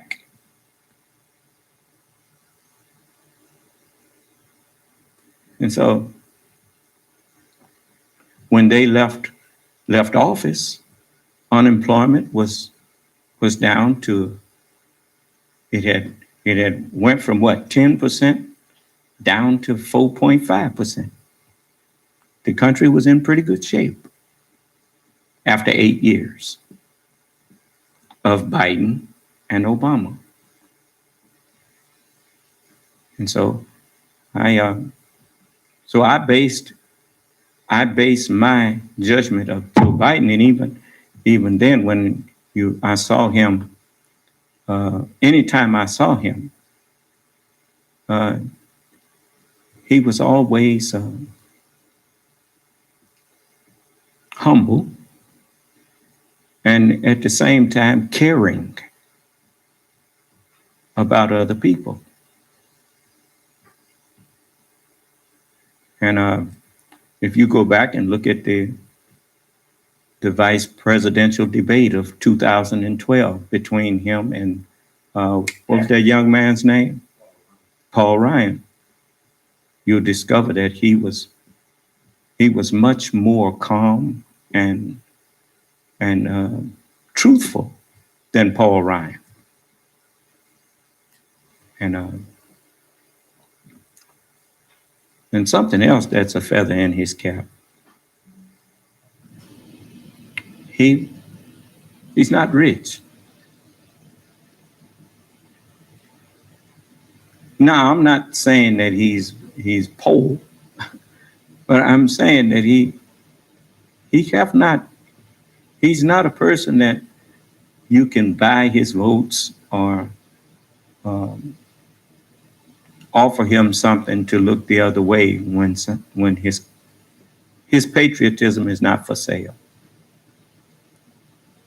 I'll go with a man like that anytime. It's like, I remember the messenger said this. He said, we are not trying to overthrow the government, just your ignorance.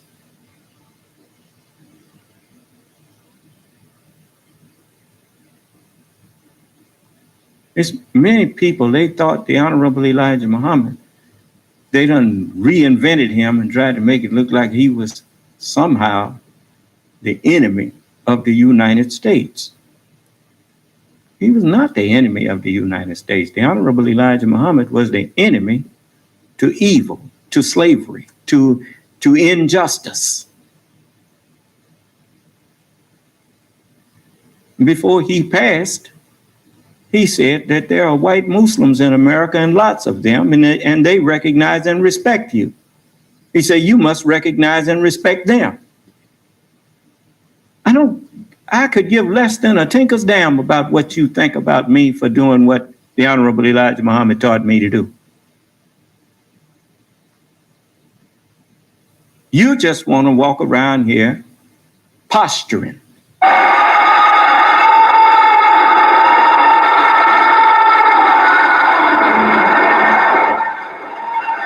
That's enough.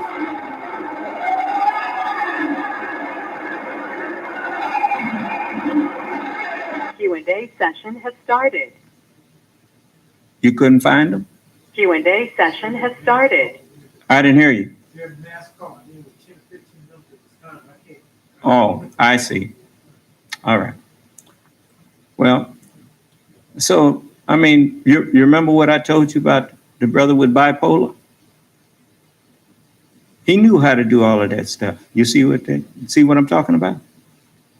They are technically, they have a lot of technical skills, but their minds is gone. You see? You remember when I told the man, he asked me, could he talk, didn't he? And I told him, well, yeah, you can ask me all the questions you want, one question at a time, right? If he thought that he had a win, he would have kept on asking me questions. He wouldn't have tried to cut me off in the middle of an answer and say, well, okay, oh yeah, that's enough, that's enough. What you mean that's enough? It's not enough until I finish my answer, right? Even in the courts of this world, you have people who try to do witnesses like that. A witness will be asked a question, then when the witness start answering, the crooked lawyer, he would cut him off, and the other lawyer would say, Your Honor, he's not allowing the witness to answer the question. And the judge would say, counsel, you have to let the witness answer. You asked the question, right? You see, so I like to I tell you what, now that they see that you can do that, put it back and let's see if they got sense enough to unmute and ask a question. All participants are muted and they can unmute themselves. Q&A session is over. All participants are muted and they can unmute themselves. Q&A session is over. You see, I like to talk to people who disagree with me. But, I mean, it's just that when you... Yes, hello, may I speak since you want to talk to people that like... If you can conduct yourself like you my guest instead of coming in here trying to take over. Hey, bro. No, don't give me that. No, I'm not going to hear that. Now, if you got something, I can speak. if you want to ask me something, you said you had some... Be quiet, man. Excuse me, I didn't hear you. You said you had questions for me. So I don't mind you. I don't mind you asking questions, but you just remember when you ask me a question, you be quiet until I finish answering. All right. Okay, brother. Now go ahead. All right. Second question. No, this is your third question. All right. Well, third question. You approve of Obama? Or say that again. Do you approve of Obama also? Oh, yes, sir. Mm-hmm. And Dr. Fauci? Yes, sir. And Bill Gates? Well, I approve of a lot of the things that I've heard about. You approve of Fauci, then you approve. Just a moment, brother. Hello? See, that's why you can't win. Me and you can't talk because you don't have sense enough to hold an intelligent conversation with me. Now, I approve of all of those in the scientific community who have tried to help us. Now, so that if you ask me about any doctor or any person who it has been shared with us that has tried to help us protect ourselves during this pandemic, and even before that, I want you to know I approve of all of the good that anyone even just have the good desire to help but don't know how. I approve of them. It's always, you ain't never gonna get my disapproval if you trying to help people. So no. Even if your idea of helping is can I still speak? Because my next question is, Obama, he passed gay rights. LGBTQ community. Or Biden is in support of LGBTQ community. Yet you support all of them. Okay, just a moment. You gotta, Now, just a moment. what I'm getting at. Now, Trump, Just a moment. Trump is trying to Just a moment. that they put on the table. Mute his phone. Now, you talking about President Obama and Joe Biden support the LGBTQ community and all of this kind of thing. Well, when you talk about Yes, that's what I said. Go ahead. just a moment, brother. It's true. Look, man. Look, I'm talking. You want to Now you be quiet. Why? I don't understand that. Now, when it comes, mute him again. Now, you know that is there's nothing. When you look at the Constitution of the United States, which is when you look at the Constitution of the United States, I want my. which is you ain't got no rights in here. You don't pay for my broadcast. I do. I want my. So you know. So I don't want him interrupting me no more. Now, when you look at the Constitution of the United States, in the First Amendment, it says, Congress shall make no laws respecting the establishment of religion, nor prohibiting the free exercise thereof. In my religion, which is Allah's religion, it says this in the 3rd chapter of Ezekiel and the 17th verse. It says, Son of man, I have made thee a watchman unto the house of Israel. Therefore hear the word at my mouth and give them warning from me. When I say unto the wicked, thou shalt surely die, and thou givest him not warning, nor speakest to warn the wicked from his wicked way, to save his life, the same wicked man shall die in his iniquity, but his blood will I require at thine hand. Yet if thou warn the wicked, and he turn not from his wickedness, nor from his wicked way, he shall die in his iniquity, but thou hast delivered thy soul. The word of God does not give me the freedom to force the people of this society to be righteous. Righteousness is not something that you force on people. So, you know, all I can do is tell you that I disapprove of homosexuality and lesbianism and all of that. And I tell you that the word of God condemns it. For God said, if a man lie with mankind as he lieth with a woman, they both have committed an abomination. And they shall surely be put to death, and their blood shall be upon them.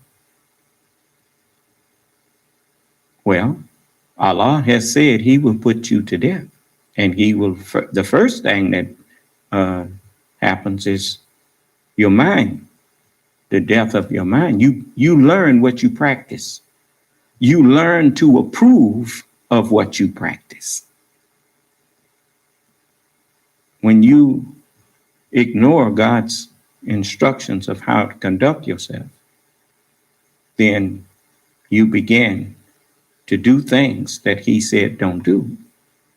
Then you are teaching yourself wrong. You learning to approve of something that Allah said not to do. So I don't disagree with the brother of saying that homosexuality and all that stuff is wrong. But I disagree with you thinking that you can force people to be righteous. And you proving that, I mean, you talking about the homosexual, and you talk about the lesbians, and you talk about the transgender and all of these people, about their evil. Where your attitude and the way you conducting yourself in here is evil too. You think that just because you don't approve of that, that makes the evil that you doing less evil. It don't work like that. That's why Jesus, when they came to him and found this woman was in adultery, and they was ready to stone her. Jesus didn't want to stone her. He said, let him among you who is without sin, you cast the first stone. It does not surprise me that people are practicing all types of evil. There's more evil going on in the world than Sodom and Gomorrah.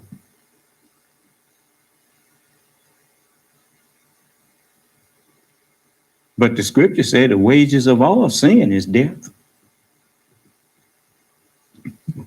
It don't just stop at sodomy.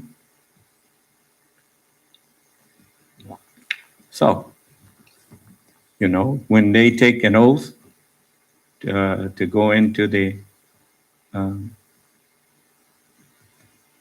government, that oath is to uphold the Constitution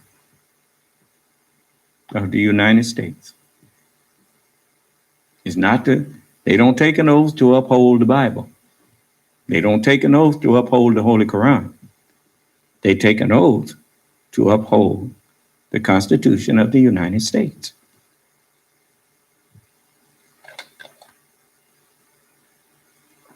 And defend it against all enemies, foreign and domestic. I mean, they don't refuse to take take taxes from homosexuals or lesbians or transgender people. They take taxes from those people.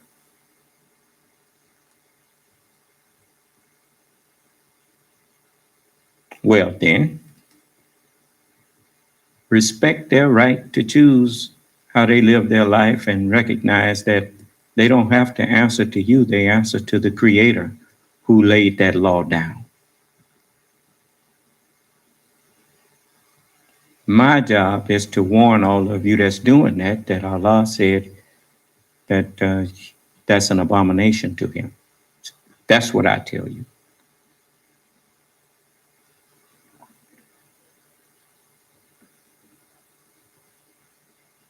So now let the brother ask his other questions, because I don't like breaking nobody's peace. Is he still there?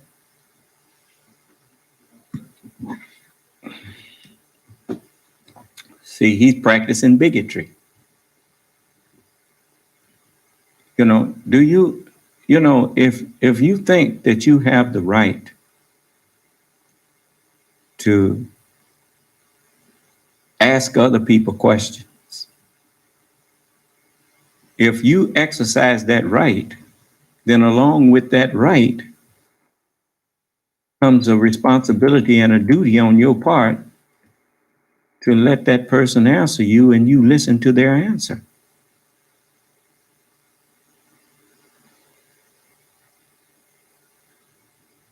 You're like a person who, if you was in the boxing ring and you want the right to throw a punch, why would you want to try to get the referee to handcuff the man to keep him from punching back? If you want to throw a punch, then you have to be willing, while you throwing a punch, to, if that man want to punch back, that's what you expect him to do. Don't ask me a question if you don't expect me to answer. You see?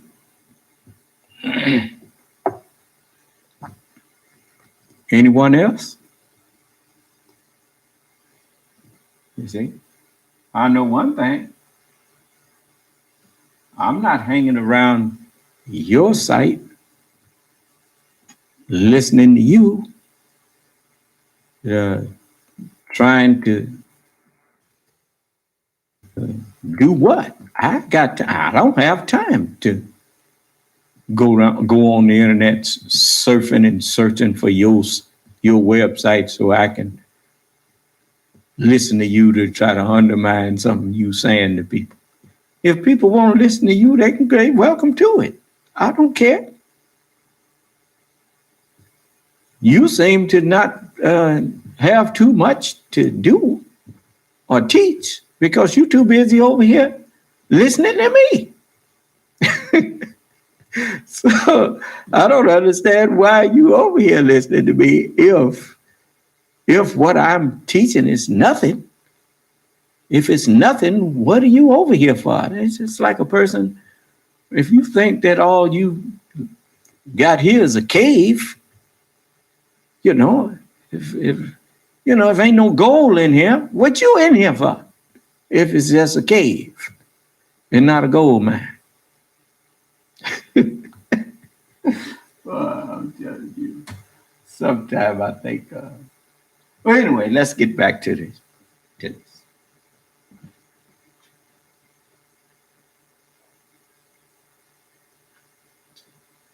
So Dr. Fauci taught me something today in his coolness. He reminded me that, look, ain't the people who are filled with unjustified hatred and bigotry, they don't win unless they can make you like them. Do you understand? The only way they can win is that if they can make you act like them. So I admired how calm he stayed and asked the man a question that asked him a question. He said, are you trying to get me to say who should be arrested? He's a scientist. He's not the police and he ain't no politician.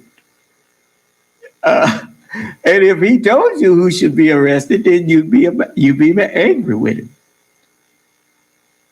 Because people who ignore the advice of scientists who are warning them that a virus is dangerous and that it is something that you need to protect the public from, and people who get in the way of them doing their job, those are the people who need to be arrested. Yeah. But anyway, let me play a little of this news that happened today. Well, yesterday. The Rachel Maddow Show starts right now with Ali Velshi in for Rachel. Good evening, Ali. Good evening, Chris. Have yourself a fantastic evening, and thanks to you at home for joining us this hour.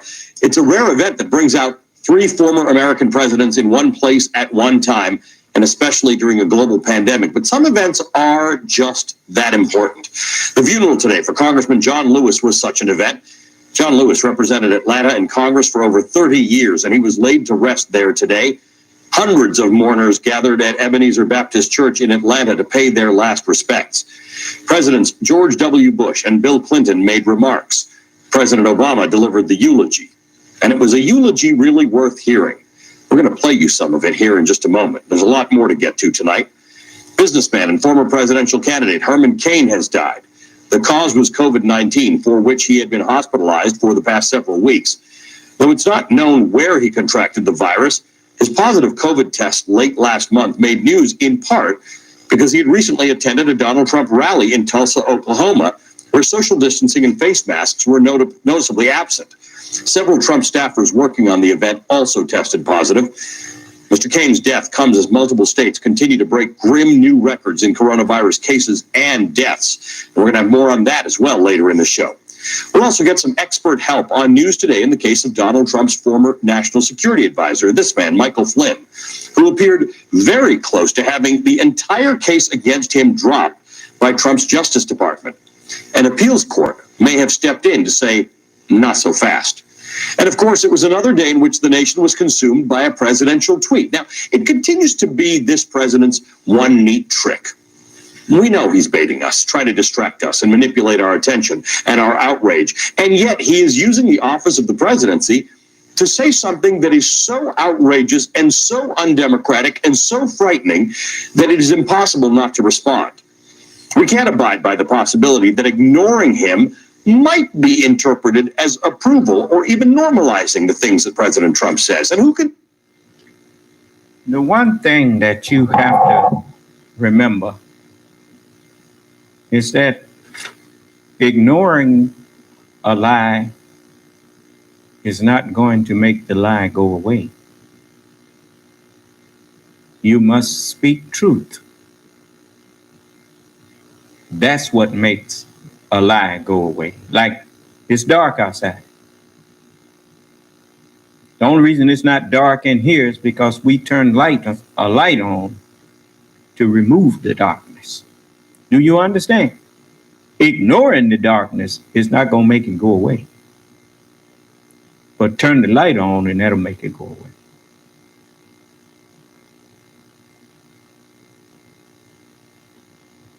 You heard the old saying? The truth is the light. Yeah. Say for certain what in particular the president might have been aiming to distract from today. There was a lot to choose from. There were new numbers showing that the nation's broadest economic measure, the GDP, dropped off a cliff in the last quarter. The New York Times called it, quote, the most devastating 3-month collapse on record, and offered that chart that you're looking at to prove it. It could have been today's new unemployment numbers, with jobless claims rising for the second week in a row. It could have been that Trump wanted to distract from his and his party's shambolic inability to agree on any kind of coronavirus relief plan to respond to those dire numbers. Or it could have been that the president simply couldn't stand so much attention being paid to other people today. In particular, a beloved American hero like John Lewis being praised by Donald Trump's 3 predecessors. But whatever the catalyst, the president did succeed in provoking a response today from just about everybody by suggesting that maybe the presidential election should be delayed. And the response was honestly pretty unanimous from Democrats and Republicans, from election experts and constitutional scholars, from all across the spectrum of American politics and civic life. 1, the president cannot delay the election either constitutionally or logistically. 2, the president should not delay the election because it is antithetical to democracy to do so. And 3, Congress, the body that could, in theory, delay the election, will not do that. But here's the thing. There's unanimity that apparent settling of this issue with such clarity today, this idea that the president may want to delay the election, but he will not be able to do that. Well, that itself threatens to be a distraction from all the ways that this president and his allies can and will try to make Election Day a disaster, even without delaying it. Which brings us back to President Obama's eulogy for Congressman John Lewis. You know, President Obama has always said that when it comes to speaking out about current political events or our current president, he chooses his moments carefully and sparingly. And I don't know that anyone necessarily expected today to be one of those moments, but today, President Obama issued a forceful warning that voting rights and democracy are in danger right now, that we have to protect them the way John Lewis did. It's just like the brother that was in here earlier. Now, he's concerned, and rightly so, about immorality, homosexuality, and that kind of thing.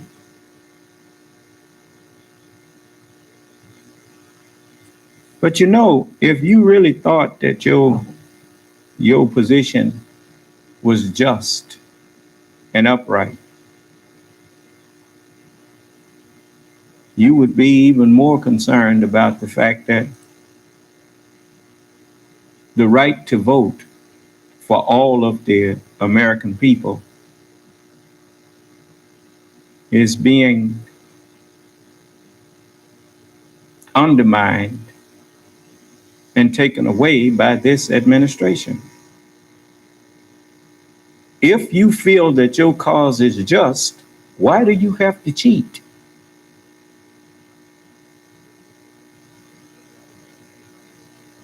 You notice I'm out here in front of everybody.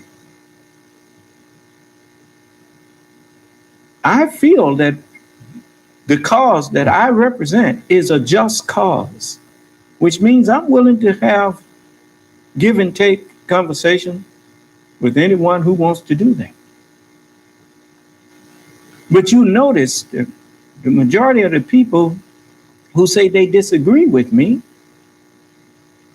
they don't really have disagreements. They are just angry.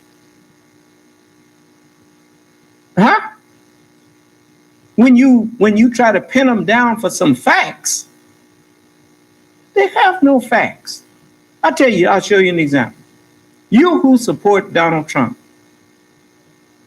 name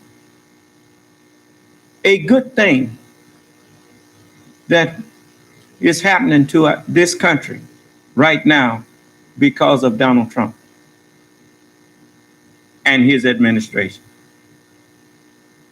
Is this country better off now than when the Obama administration turned over the reins of power to him? Are things better now? Generally, the best argument that any administration can put forth is their record for the past, if they want to go another 4 years. The best argument they have is their record for the past 3.5 years that has led up to this new election. They can show the things that they have done and show how they have made the country better. Now come in and show us what's better now.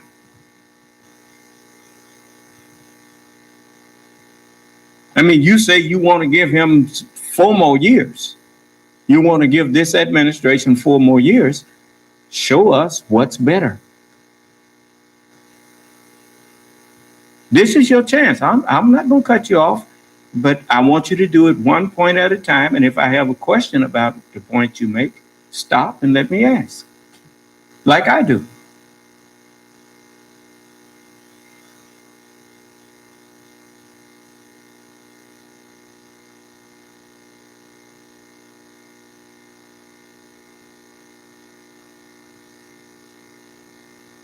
I'm waiting.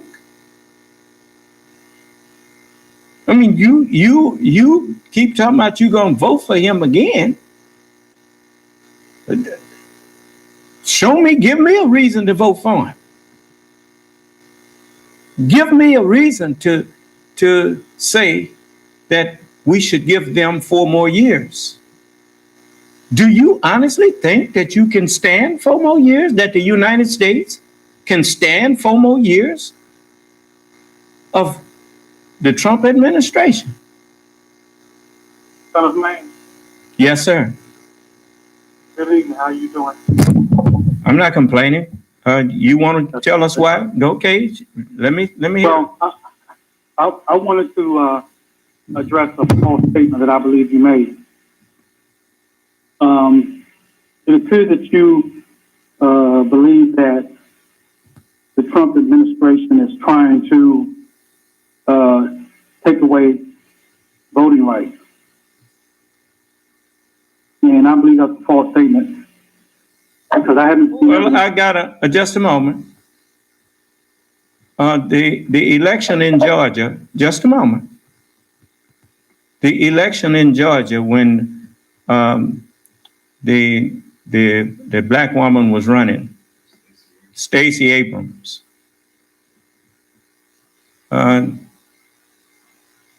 Did the administration speak out against that? Did they say anything about the crookedness of that man who was running for governor, and at the same time he was the Secretary of State controlling who could vote and who couldn't? Did Donald Okay, Trump? I'm not. No. You said that I made a false statement. I believe you made a false statement when you said that. Okay, well, you haven't given me no proof of what's false about it. Well, I believe I haven't seen any evidence of what you're saying is true. So it's either something's true or it's false. Well, it's not that you haven't seen evidence, you just ignoring it. Well, what's your evidence? Well, I just gave you an example. And how does that relate to the Trump administration? It's the president's job to uphold the Constitution. The Constitution gives black people, the Constitution gave black people the right to vote. Then the president should enforce that. Well, the state has a governor to enforce that. No. The election is federal and state elections. There are what you call federal elections and state elections. When you talk about when you talk about the election of the president of the United States, the federal government actually trumps state government in certain processes. When it comes to elections, the federal government has the authority to force the state government to allow all of its citizens to vote. And they have a duty. They have a duty to uphold your voting rights. That right alone is the very basis of a democratic republic.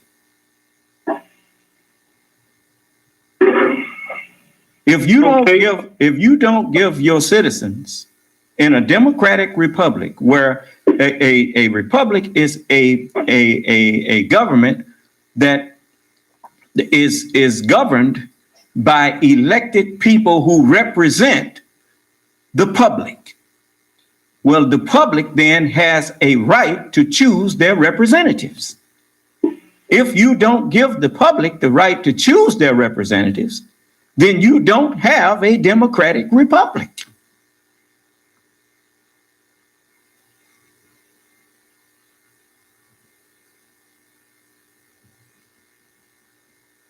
Okay, so again, the governor of that state has the first obligation. No, sir. It's not just left to the governor. It's not just left to the governor of the state. If the governor of the state denies, at that time, the man who was running, he was the Secretary of State, and he was, according to what they was saying, he controlled who was on the election polls, and he wiped out a lot of names that were supposed to been allowed to vote. He purged the names off. Okay, well, the state has elected officials, all of them in that state. Well, what is supposed to happen when the state governor, like what George Wallace did a long time ago, and decided that he was going to prevent black people from exercising rights that the Constitution gave them? What's supposed to happen? Well, ultimately, the people of the elected officials of the state were supposed to deal with it. If they do not, no, sir, that's not what happened. No, sir, that's not history. Well, do you know the history of this country? I think I know it well. Well, then why are you lying? About what? The oversight of states is not left to the state. The oversight of states who violate the Constitution of the United States, that oversight is supposed to be done by the present administration, the current presidential administration and the Congress of the United States. Now, what is the remedy when people are being blocked from voting? Who's supposed to enforce that law? If the state won't do it, who's supposed to do it? The federal government. Okay, well then the federal government has not did their job. Well, before it goes to the federal government. Okay, so now I've answered your question. I'm not finna keep on going back and forth with you about it. So you were wrong in what you said. You still made a vote. No, you just proved my point when you said the federal government is supposed. Who's in charge of the federal government? Who's the executive in charge of the federal government? The president. Okay, now I rest my case. Now I'm gonna get on back to teaching. I don't heard enough from you now. Now, if you want to vote for Mr. Trump, go ahead, brother. I'm not trying to block you from voting for who you want to vote for. Vote for him. You can't do that. Okay, anyway. well, you go ahead and keep voting for him. All right, I'll let there you go. All right. You see? And later on, all y'all who supported him, if he win again, I don't want to hear your mouth about nothing that he do. I don't want to hear it, because I will turn a deaf ear to you. So you go ahead and I remember Mr. Trump said this. He said if he shot somebody on Fifth Avenue, he wouldn't lose no support from those who support him. You know why he said that? Because he know what kind of shape your mind is in if you supporting him. Yeah. So I guess he was right. I guess he was right. Because I'm listening to some of you all, and I quickly come away with the fact that you are unreasonable. Because even when you call yourself arguing, and you are defeated in the argument and bearing witness to the side that you're arguing against, you don't even realize that you have already bore witness against what you was trying to say. So but I thank you for at least being honest enough to come in here and try to put forth your point. So thank you for that. Hello. Is that someone else? Okay. Hello. How are you? How you doing? I'm not complaining. How are you doing? Yes, I wanted to ask a question. Was Muhammad 40 years old when he died? You say, was Muhammad 40? Yes, when he died. Which Muhammad? The Muhammad that wrote the Quran. Well, he didn't write the Quran, but no, he was, according to the history that I was taught, he was 66. He was 66. That's what. Okay. Just a moment. The Bible. Just a moment. Okay. I said that's what I was taught. Okay. Okay. Okay. If the Bible was wrote in 1200, and it was wrote through 1200 to 165 BC, and the Quran was wrote 609 BC to 632. And the Bible is older than the Quran, how was it you can compare two doctrines together?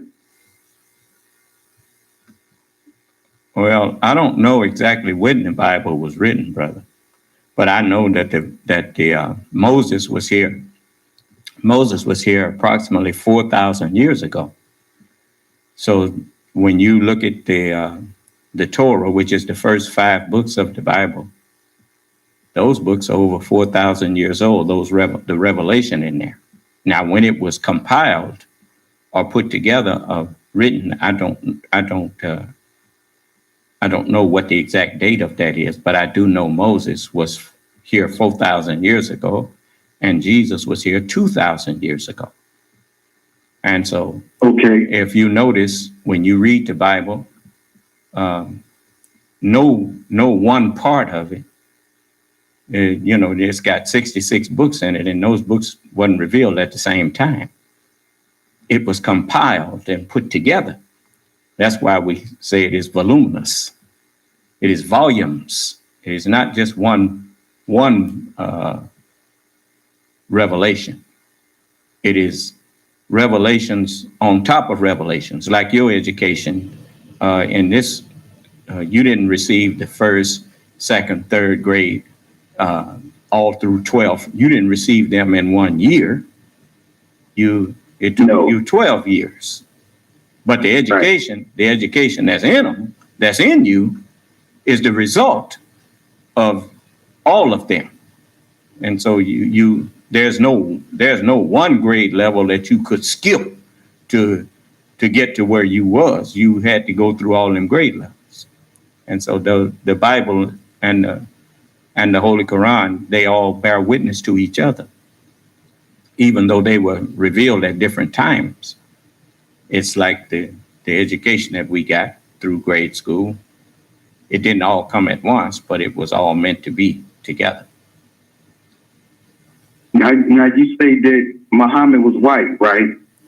1,400 years ago, yes, sir. He was a white man, according to what the Honorable Elijah Muhammad taught me, and according to what I have seen and been taught about the Arab culture. If he had been black, they wouldn't have followed him. So, right. So yes. So in other words, the writers of the Bible was black.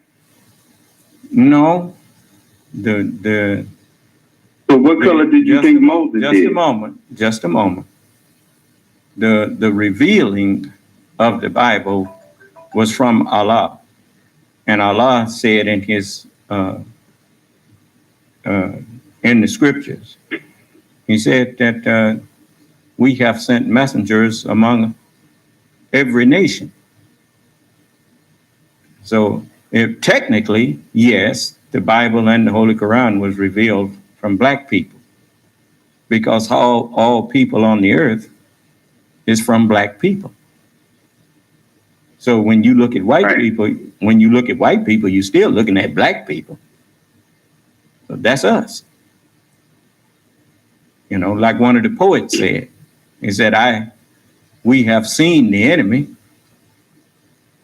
and it is us.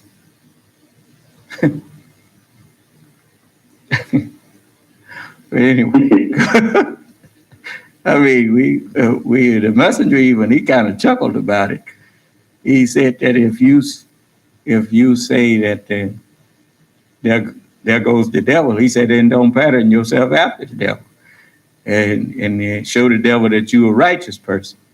And if you say he's not righteous, he will tell you, I was not my maker.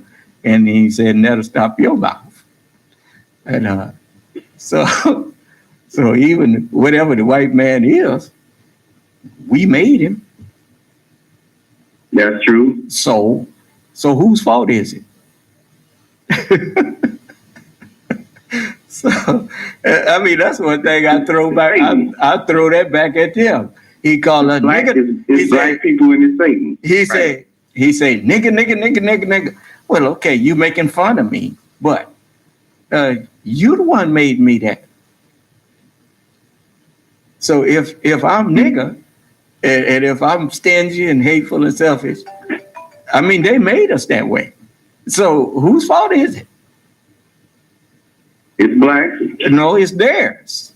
But it was our fault that they was devils, that they are devils. We made them devils. Yeah, right. They didn't make themselves.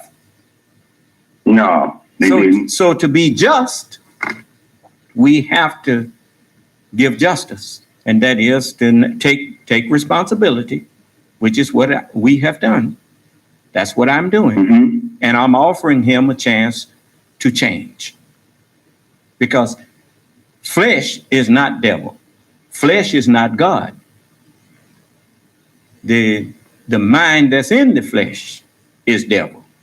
The mind that comes in flesh is God. But flesh itself is weak. Now, I have one more question. Yes, sir. Now, earlier you said that you don't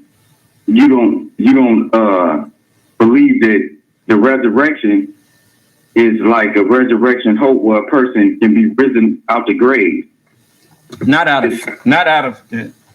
I said earlier that you don't get people getting up out the physical ground, but you do get a resurrection.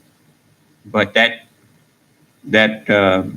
body that you put in the ground, for instance, if they didn't put you in a vault, but just in a wooden box, if they just put you in a wooden box and lower you down into the earth, you give it 50 years or so. When they went back and dug you up, that box would be done disintegrated and wouldn't be nothing there but your bones. And give it a few hundred or a few thousand years, and you can go back and look for you again, and you probably wouldn't find none of your bones there. So what happened to you? So, since we believe in the Bible, we believe that you can be resurrected from the grave and live in God's paradise. No, that's not the Bible. You believe that's not the Bible. The Bible over in the book of Ecclesiastes teaches you that's not true.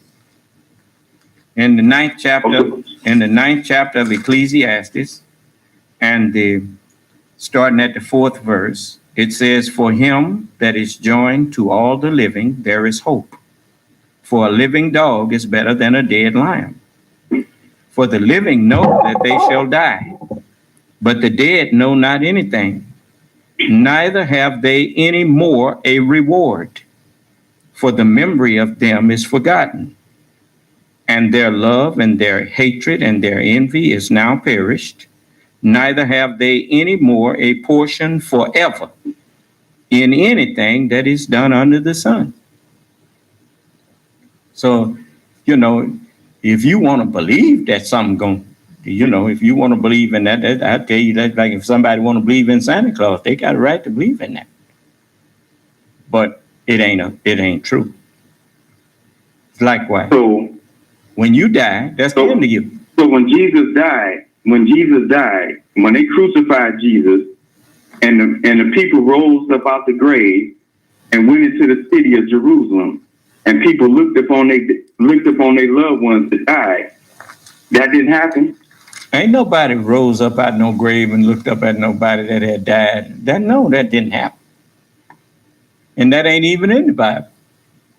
So the tabernacle was split down the middle when Jesus. When the book talks about resurrection, it's not talking about physical resurrection. It's talking about the resurrecting of your mind from believing in a lie and being brought into the knowledge of the truth. We believe that's that the resurrection. We believe that Jesus is the Lord. Well, if you want to keep believing that, you go ahead. I'm not here to keep on going back and forth with you about your belief. If that's what you believe, that's what you believe. I mean, so that's you. I'm not gonna believe it. I mean, I know the truth. I understand resurrection. I understand life, and I understand death.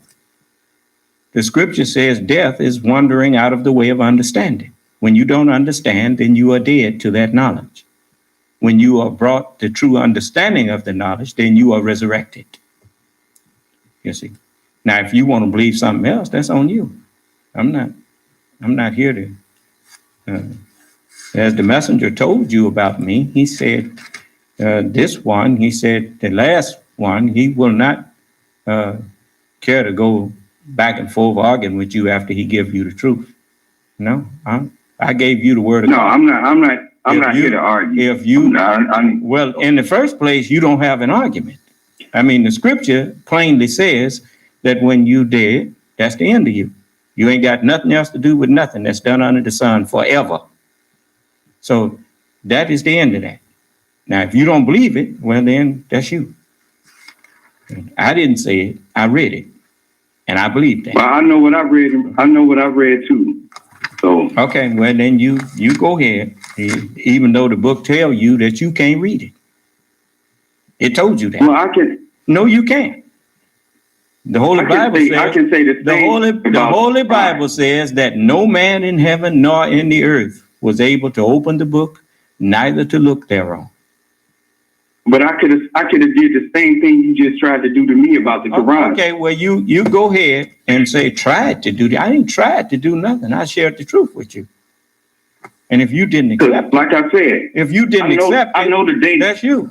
I know the dates. I know the dates on the life of Muhammad. No, you don't. You only know what you was told. But that's the difference. No, I know what I wrote. I know what I read. You only know what you was told. And whether you read it, somebody told you through writing it, or somebody told you through word of mouth. Well, how did you find out, sir? I told you already. I told you I was told that. So that's I'm not a liar. I don't try to make people think that I know something that I was back there 1,400 years ago. I wasn't back there. I haven't been here before. And I'm not pretending and trying to make you think anything false of me. I tell you the truth. If I say the scripture said this, I take you and show you that the scripture said. Now, if you don't accept it, that's you. So, good night. All right. Now, okay, good night to you too.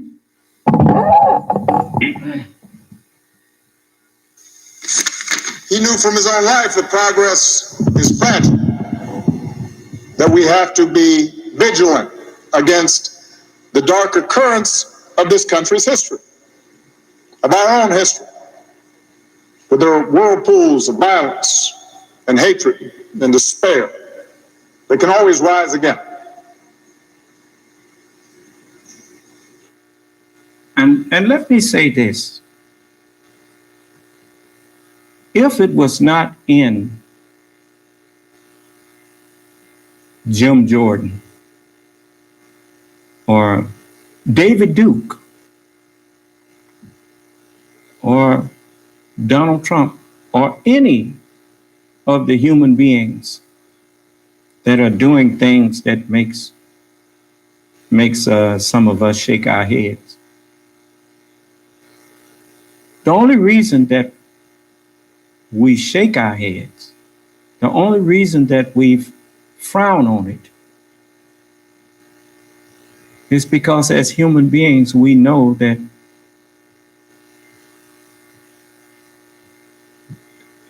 that's not us. That's not what our fullest potential is. That is a choice that the people that's doing these things, they made the choice to live their life on that level. But they could do better if they chose to. When a buzzard is eating a carrion, we don't shake our head because we know that's what he does. It's not embarrassing to see a pig do what he does because we know his nature. But human nature is such that we can ascend to the heights of divinity or the depths of wickedness and sin and debauchery. But it's all based on our choices.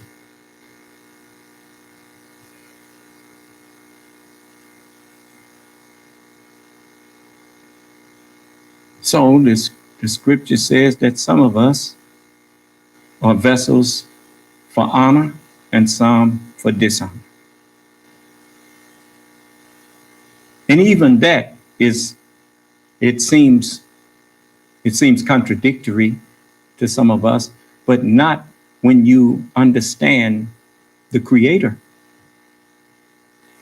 Even in school, when they was trying to teach us lessons, whether it was English, whether it was math, but let's use math as an example. You notice in math, before they would give you a test that was in the book, they gave you an example of a problem or the problems that you were going to see. It was an example.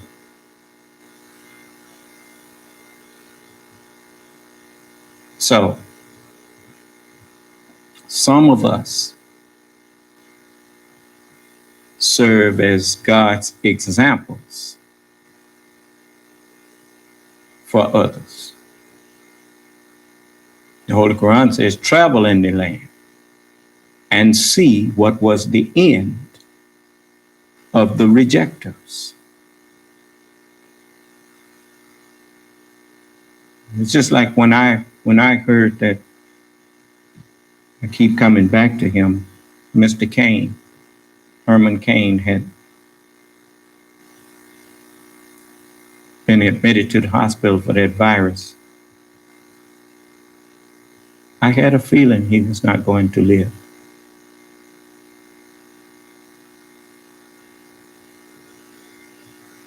And I think about some of the younger people that I've heard talking about as they showed us some video of some of them, where the young man, before he passed, told his nurse, he said, I think I made a mistake.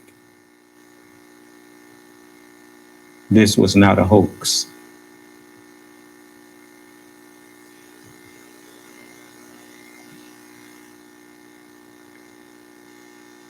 If I didn't believe in this, that this virus was real,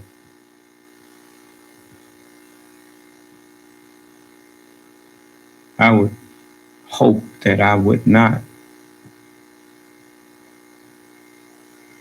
Matter of fact, in the frame of mind that I have now, I don't believe in taking chances with other people's lives.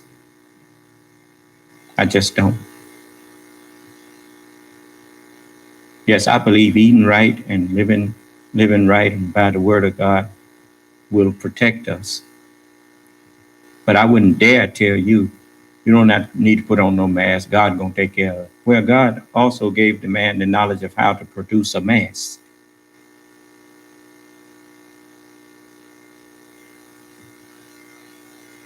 So if a mask is available, get a mask and put a mask on. If it's not available, I've already told you around here that if you don't have $1.25 to give to tailoring shop for a mask, you go by there and tell them to give you a mask and give me the bill. I'll pay for it. But I'm not going to do anything that I think will cause harm to someone besides me.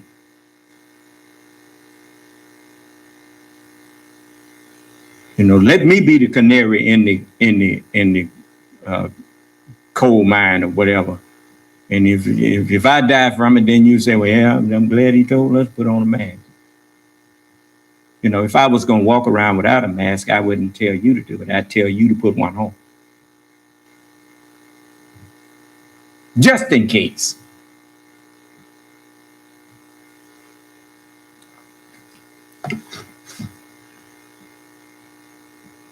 So I don't think I could, I know I couldn't be at peace with myself if I thought that something that I told you to go against, if I told you to go against the warnings of doctors or whatnot, and something happened to you, I don't think I could live with myself, knowing that you followed my advice and it caused harm to you. I don't want that on me. So.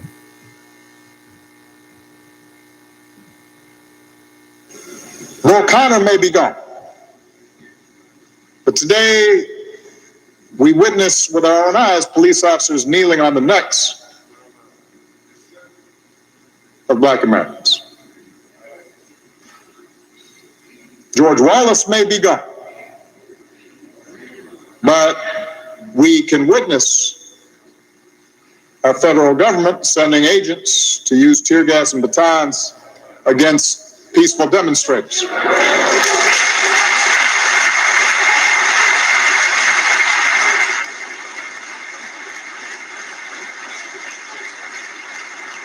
We may no longer have to guess the number of jelly beans in a jar in order to cast a ballot. But even as we sit here, there are those in power who are doing their darndest to discourage people from voting by closing polling locations and targeting minorities and students with restrictive ID laws and attacking our voting rights with surgical precision, even undermining the Postal Service in the run-up to an election that's going to be dependent on mail-in ballots so people don't get sick.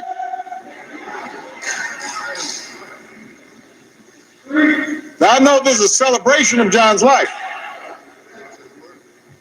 There are some who might say we shouldn't dwell on such things. But that's why I'm talking about it. John Lewis devoted his time on this earth fighting the very attacks on democracy and what's best in America that we're seeing circulate right now.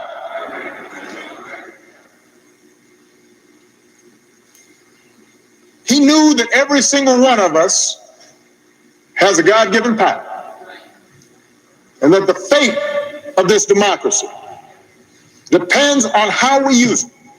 That democracy isn't automatic. It has to be nurtured. If you recall, just a moment.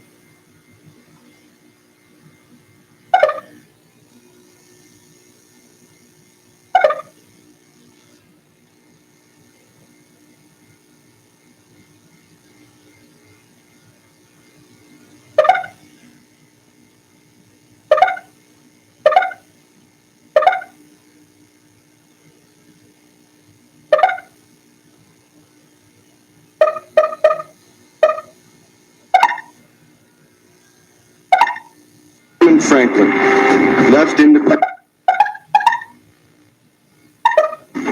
or feel misrepresented, was committed, was not committed against me.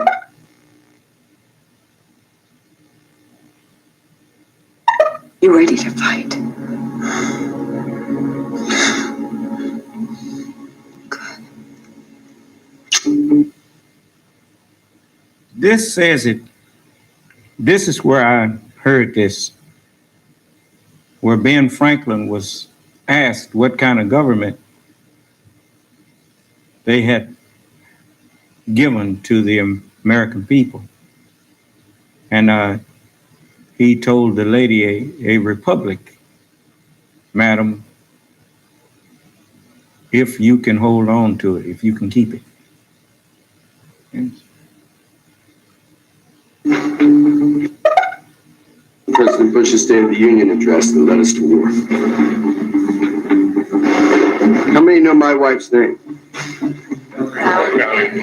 Now, how can you know one and not the other? When did the question move from why are we going to war to who is this man's wife? I asked the first question, but somebody else asked the second, and it worked because none of us know the truth. The offense that was committed was not committed against me. It was not committed against my wife. It was committed against you, all of you. So if that makes you angry or feel misrepresented, do something about it. When Benjamin Franklin left Independence Hall just after the second drafting, he was approached by a woman on the street. The woman said, "Mr. Franklin, what manner of government have you bequeathed us?" And Franklin said, "A republic, madam, if you could keep it."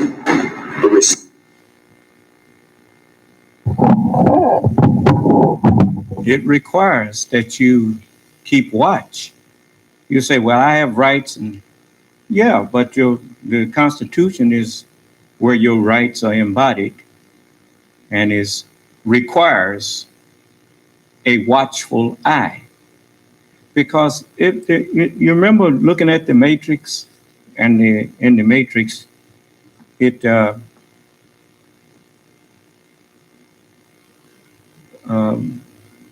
when Neo and the Oracle was sitting there on the bench talking, and the Oracle told him about the Merovingian. Remember that? And Neo asked her, well, what does he want? She said, what do all men with power want? More power. Huh? Well, because people are greedy for power. It's just like people are greedy for money. Most people that are greedy for money knows that money gives you power over other people. And so, people can just about get people to do anything. They find out you're rich, man, people fall down in front of you. And you can just about get anything you want out of folks if they figure you got plenty of money because they want some of it, right? And so when people get wealth and when people get power, some people want power to make up, thinking that makes up for what they really feel is inadequate, that they're not telling you how they really feel, the inadequacies that they find in themselves. And so in order to feel more complete and better about themselves, they think accumulation of more power will make other people look up to them, while the very one that's important to them to look up to them does not. When they look in the mirror, they know the truth about themselves. We all do. We know the truth about ourselves. We know that we ain't all that in a bag of chips. We know that we have our own weaknesses and our own shortcomings, but yet we'll walk around in the public acting like our boo-boo don't stink. And then we compound the problem by we start believing our lies. Human beings can convince themselves of just about anything if they keep saying it long enough.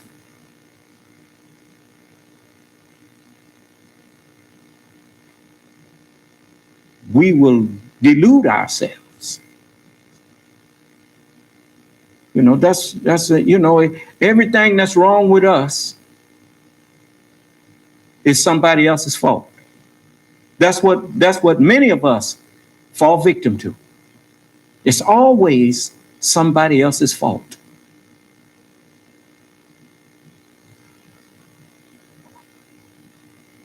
And so this is something that we have to get out of. Before you can be just in your assessment of the faults of others, you must first give an honest assessment and be just in your assessment of your own faults. And if you cannot admit your own faults, you are unqualified to make assessments or judgments about other people's faults.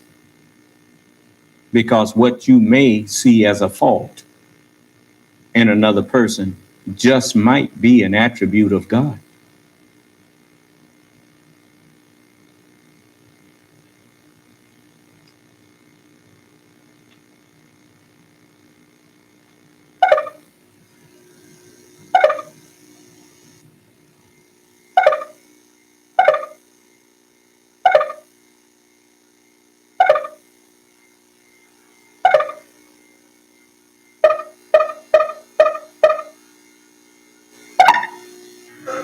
has to be tended to. We have to work at it. It's hard. And so he knew that it depends on whether we summon a measure, just a measure of John's moral courage to question what's right and what's wrong and call things as they are. He said that as long as he had a breath in his body, he would do everything he could to preserve this democracy. And as long as we have breath in our bodies, we have to continue his cause. If we want our children to grow up in a democracy, not just with elections, but a true democracy, a representative democracy. I have a question.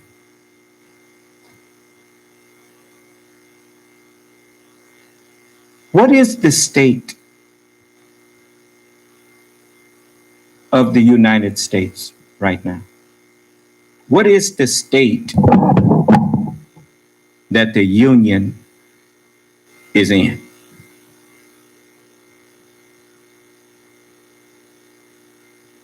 Is it more divided or is it more united?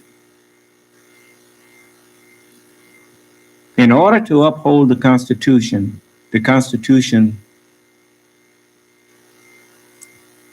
has what is called a preamble,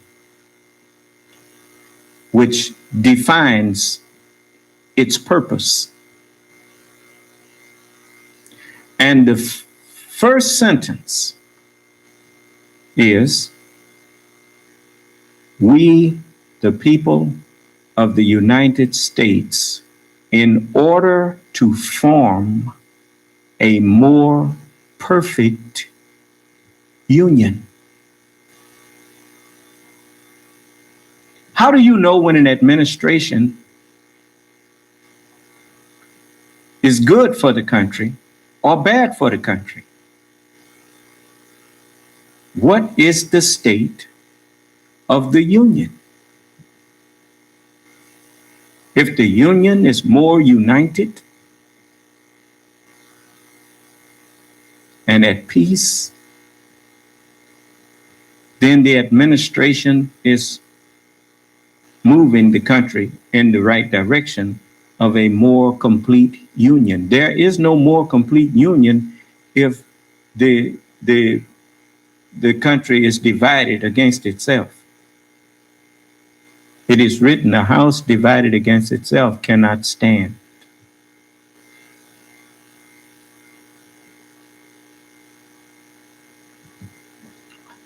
Don't you know that if I was attempting to exacerbate an already bad situation by sowing dissension, that would be your proof that what I say I am and represent, which is a religion of peace. When Lot was in Sodom and Gomorrah, and those Sodomites, remember, Lot was living there in the midst of all of that. He wasn't finna leave. He didn't even think about leaving. He was there living in there with them, and his guests came in who happened to be angels, which he did not know. They were strangers. He just took them in. And when they told him they was going to stay in the streets all night, he knew what kind of stuff happened out in them streets. He said, no, you don't want to stay out there. He said, you stay up under my roof here. And when those corrupt people came to Lot's house and told him, you bring those men out here so we can know them. Lot told him, he said, these are my guests. He said, I have 2 daughters. Take them and do unto them as you please, but unto these men do nothing, for therefore came they under my roof. He said, do not so wickedly, brethren.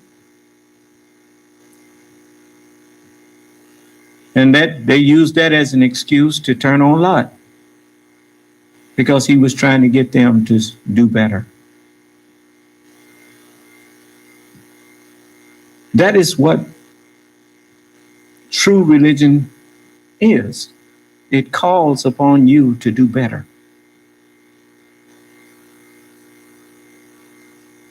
Not as holier than thou, but just to appeal to your sense of right and wrong.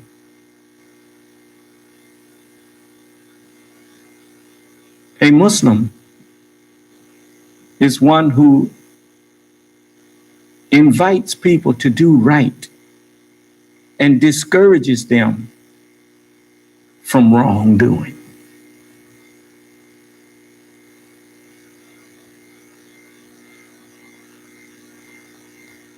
So, that's what we do. I don't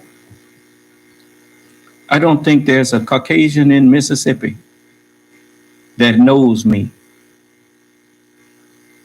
that can say I was anything other than kind to him. Not out of fear, not of him, out of fear of Allah and love of Allah, and recognizing that I should love others and treat others as I want to be treated and as I treat myself.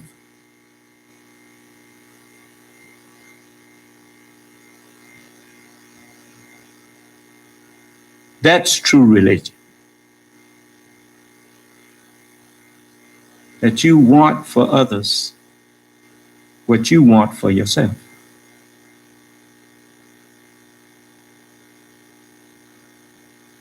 And you don't stand in the way of others in getting for themselves what you lay claim that you have a right to as a man or woman.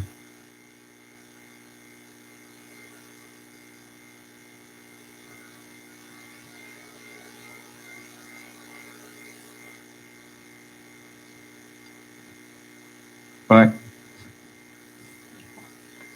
as you know, as you go so far with anything, once you completely surrender to delusional thoughts, as you completely give yourself over to the deviser of illusion or to the devil, to a mind that is totally contrary to right, totally contrary to reasonable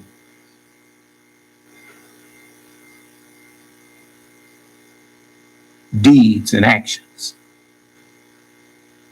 especially in relationship to others. If you give yourself over to unreasonable behavior that if it was practiced against you would anger you, would make you feel threatened and mistreated, and then you turn around and do that to other people, which you would not have done to yourself, which you would not like to be done to yourself. And yet you give yourself over to that type of thinking to do that to other people. Then the devil has gained the mastery over you. And then you are beyond hope.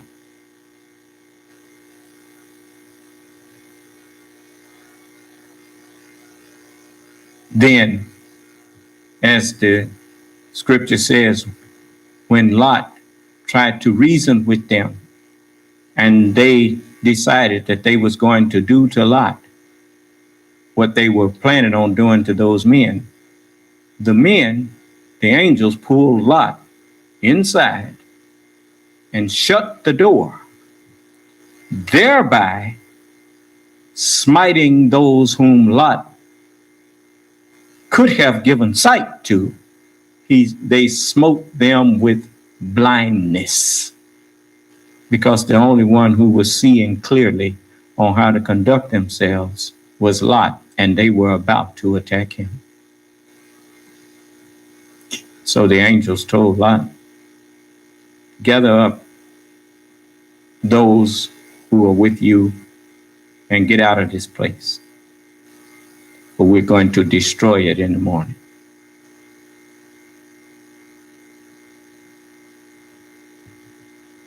You see, Lot was the only one who found the doorway out. When it says they were blinded, they smoked them with blindness, and they wearied themselves to find the door. Well, they wasn't talking about the door to Lot's house. It was talking about the doorway out of this foolishness, out of the destruction that was about to happen to them. No way out. The way out was Lot, and they rejected him. Your way out is me, and most of you are rejecting me.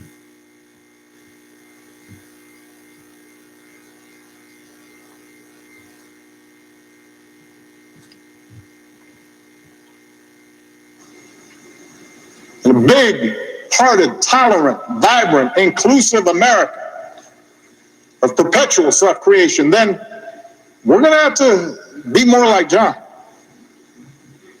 We don't have to do all the things he had to do because he did them for us. But we got to do something. Even if every bogus voter suppression law is struck off the books today. We've got to be honest with ourselves that too many of us choose not to exercise the franchise. Too many of our citizens believe their vote won't make a difference, or they buy into the cynicism that, by the way, is the central strategy of voter suppression, to make you discouraged, to stop believing in your own power. It's just like people who come in here and try to suggest something hateful about Joe Biden. Well, what is it that you have found in Joe Biden that justifies you trying to convince me that I would do better to leave Donald Trump in office with my vote? Let me hear it. I haven't declared Joe Biden as being Saint Joe Biden. I heard the little thing when they was talking about the Affordable Care Act, and he whispered over to President Obama, "This is the big effing deal." I ain't forgot that. Of course, people in this world talk like that all the time. I know that. I used to be one of them who talked like that. So that's not, at least he had sense enough to whisper it, which told me he was aware that you don't want to let nobody hit, but it was a microphone on that he didn't know about. Do you understand? Oh, I mean, have you ever been someplace and had to pass gas and couldn't hold it? Huh? That's happened to all of us. You hope it come out quiet, but sometimes it don't come out quiet. It just come out and make a sound, and everybody looking at you, and you say, "Excuse me, I couldn't help." Huh? But that's not nothing to stigmatize you for the rest of your life. You know, we try to hold it, but sometimes we can't hold it.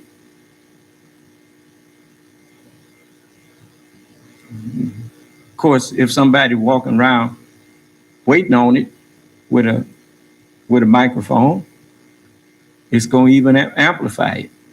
Huh? But, you know, all it told me was that, you know, they not Muslims. Him and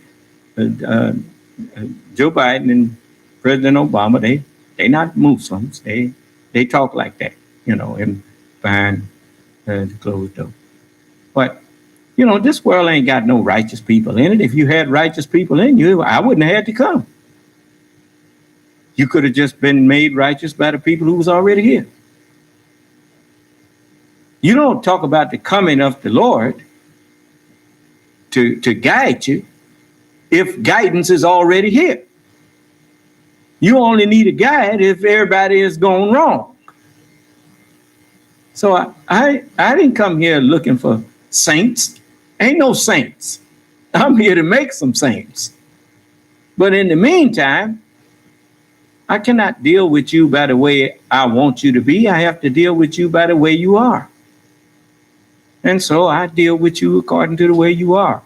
And I would like to see healing begin to take place on the planet Earth. And since I'm here in America, I would like to see it start here first. Since I'm here. And I'm going to do all I can to help that happen. If Allah does not mean for that to happen, he will soon take me out of here. Put it in me to get up and go. Right now, I'm not interested in getting up and going. I'm interested in trying to help you save yourself.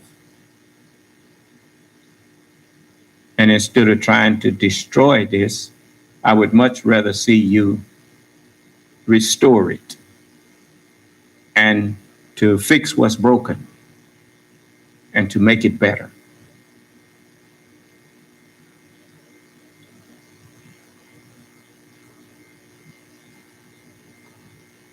I like peace. I don't like friction. That's the one thing that the scripture is compared to oil. As David said, thou anointest my head with oil. But if you got enough oil, oil is what keeps down friction. Anyone who talks to me for a while and really have a conversation with me, I'm not talking about just being quiet, waiting on their time to speak. But I'm talking about actually get involved in a meaningful dialogue, in a real conversation, where when they are speaking, I'm listening. When I'm speaking, they are listening. I can make peace with that person.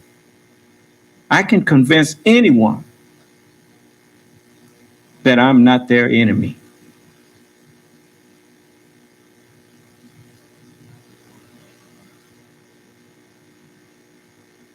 You know, because I'm not here to be the enemy of flesh. Flesh don't do nothing but what the mind that's in it tell it to do. All flesh, everything that's composed of flesh and walking around here talking and walking and making noise, all that, especially on two legs, a number of slaves. The flesh is a slave to the mind. It's the servant of the mind. So to get mad at a servant that has no choice but to obey his master, you mad at the wrong one. Go after the master. Set the slave free. Excuse me? Yes? You know, I'm puzzled by the president being around all these people who have that corona, and he doesn't get it. I wonder why. We don't know that he hasn't had it. I've had my thoughts about that. It's just like many people, you know, as I told you all, God is, he said that everyone must stand before the judgment seat of Christ, that everyone may have done in their bodies according to that which they have done, whether it be good or bad. Mm-hmm. You know, well, okay, if God, just a moment, I'm not through answering you. I'm not through. Okay. Nothing happens without Allah's permission. If you want to see how many people will accept truth, you have to put someone out there that offers them lies and see how many people will follow him.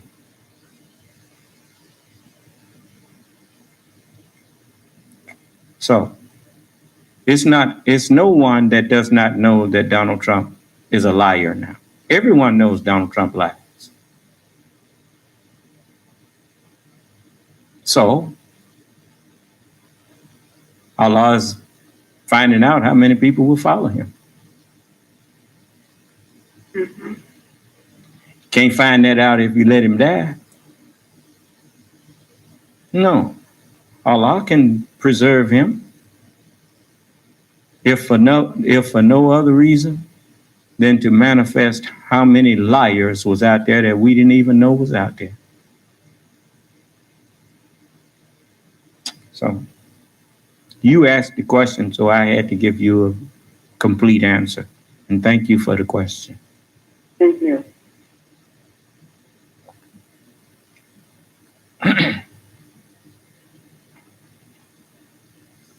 So we're also going to have to remember what John said. If you don't do everything, you get to change things. Then they will remain the same. You only pass this way once. You have to give it all you have. As long as young people are protesting in the streets, hoping real change takes hold, I'm hopeful, but we can't casually abandon them at the ballot box.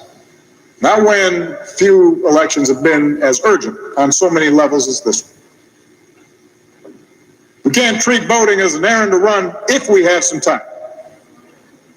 We have to treat it as the most important action we can take on behalf of democracy. Like John, we have to give it all we have.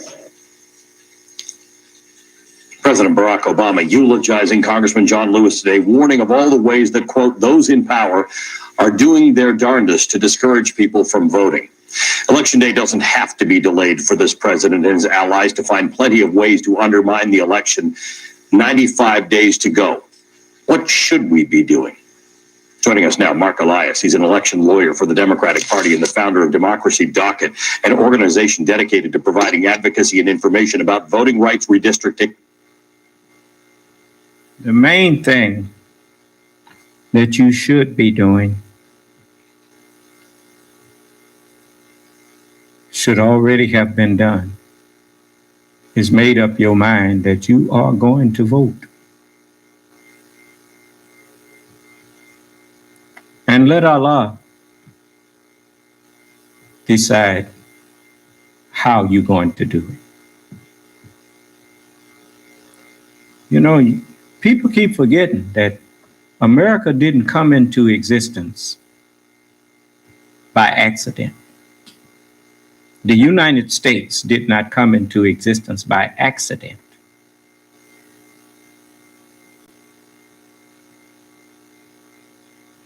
You know, by all accounts of history, it shouldn't have came into existence. Farmers and settlers going up against trained of a tyrannical king. Well,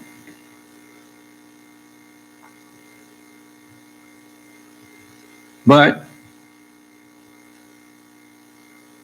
the nation that was born on 1776, called United States,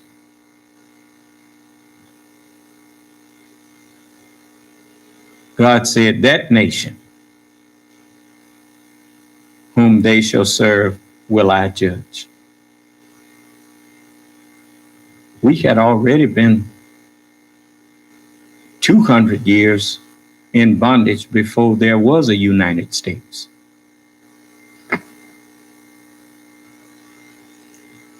And when the colonies were colonies of England, it was after the breaking away from tyranny did the thought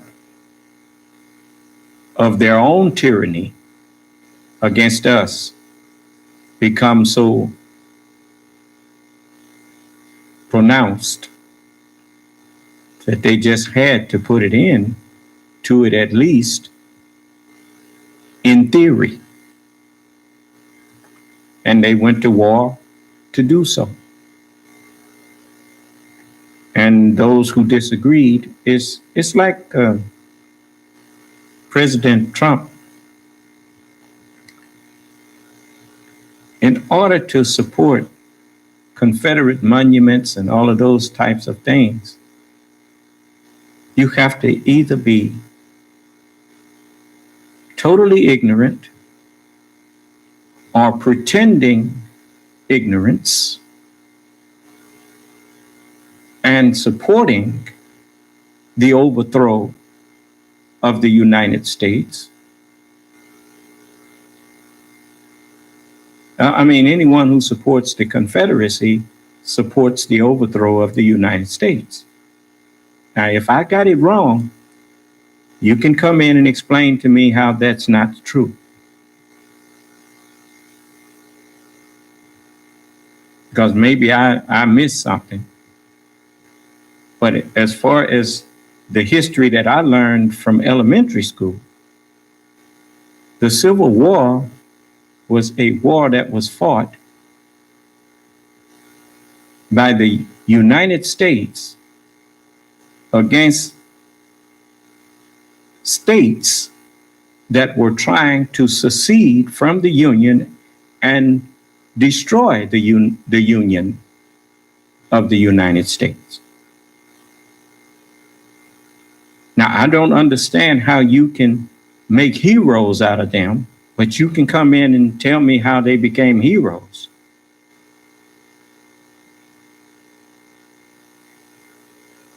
I mean, if you really think that feel that strongly about it, I would think that you would have some type of basis for calling them heroes. And I don't know how you do that without saying that you wish that the United States did not exist.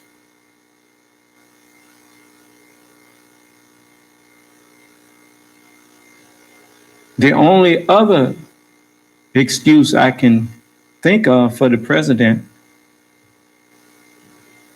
thinking that he should honor the Confederacy and should tell you that you should honor the Confederate generals and the Confederate monuments and the Confederate soldiers' names and generals' names who the United States military bases and some of its ships maybe was named for. The only other excuse I can think of for that is that he's not totally sane.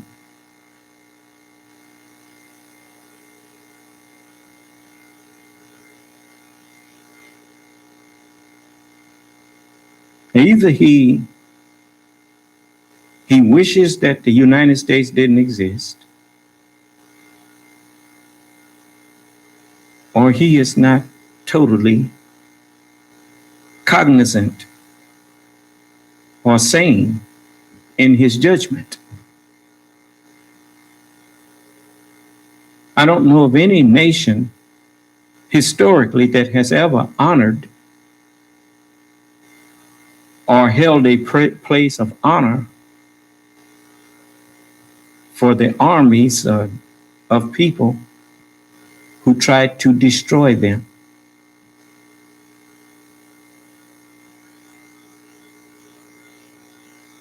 And I'm trying to figure out if you really meant that, why you don't have a statue to Benedict Arnold. Benedict Arnold, he was someone who, if he had had his way, there wouldn't have been no United States. You don't seem to think he should be honored. Then why are you honoring Robert E. Lee?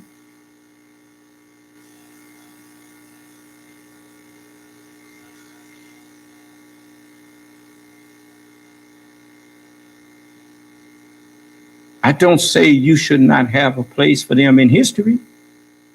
They should be somewhere in museums, which I told you that a long time ago. As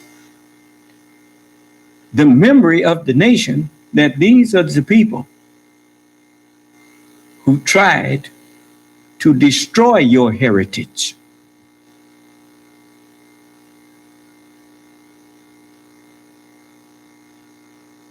Because if they had had their way, the Stars and Stripes and the United States of America would not exist today.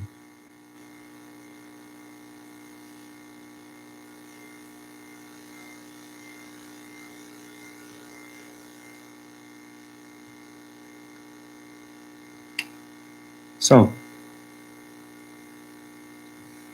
now I know you're listening. You're not going to pretend that you're not out there. I know you're listening.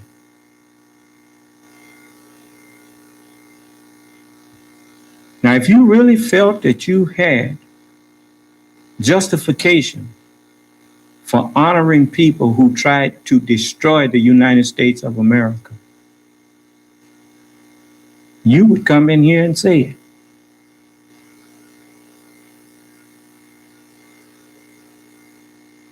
But you know how that would make you look. You couldn't pretend anymore.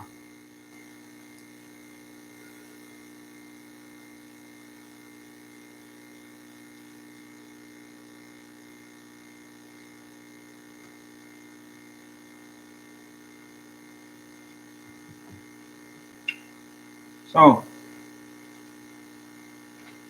it's 4 hours already. Huh? Gracious. I didn't get to share none of really what I wanted to share with you. I wanted to go into. I didn't get to even get past the first video. Had a question. That fellow that came in here, what was that you was telling me?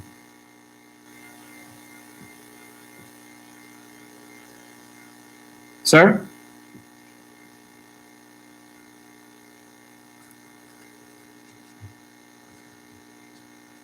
And turn your mic on.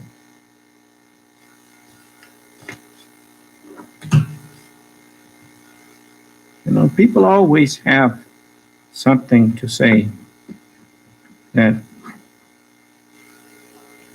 shows sometimes that they are not thinking. You know, that is the greatest tool that people who destroy you use against you.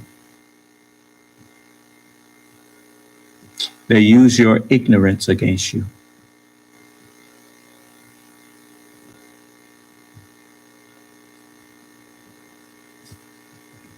You know why? Well, most people choose and make the choice of the ignorant is because it's always the easiest choice. The more knowledge you accumulate, the harder you must work to live up to that knowledge. That's why the scripture says, he that increaseth knowledge increaseth sorrow. Because you start to see how much work there is left to be done.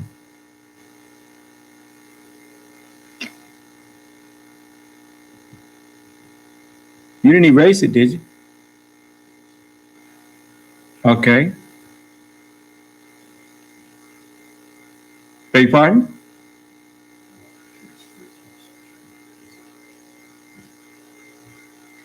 Okay. Well, we don't like you to think that we are ignoring you. A lot of times people think that that you are ignoring them, and they think that's because you're afraid of something they had to say. The Honorable Elijah Muhammad said this about the Muslim. He said the Muslim is like a lion in this sense, that you walk by him and sometimes he will act like he don't even see you or know that you are there. He said, but don't you bother him.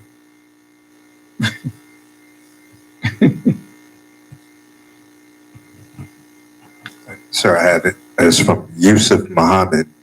And he asks, what is he talking about? If the black man is Alpha and Omega and doesn't have a birth record, how could we be made in haste? How could we be what? Made in haste. He must not have been listening the last time that I spoke to him. And I didn't say made in haste, I said created in haste. When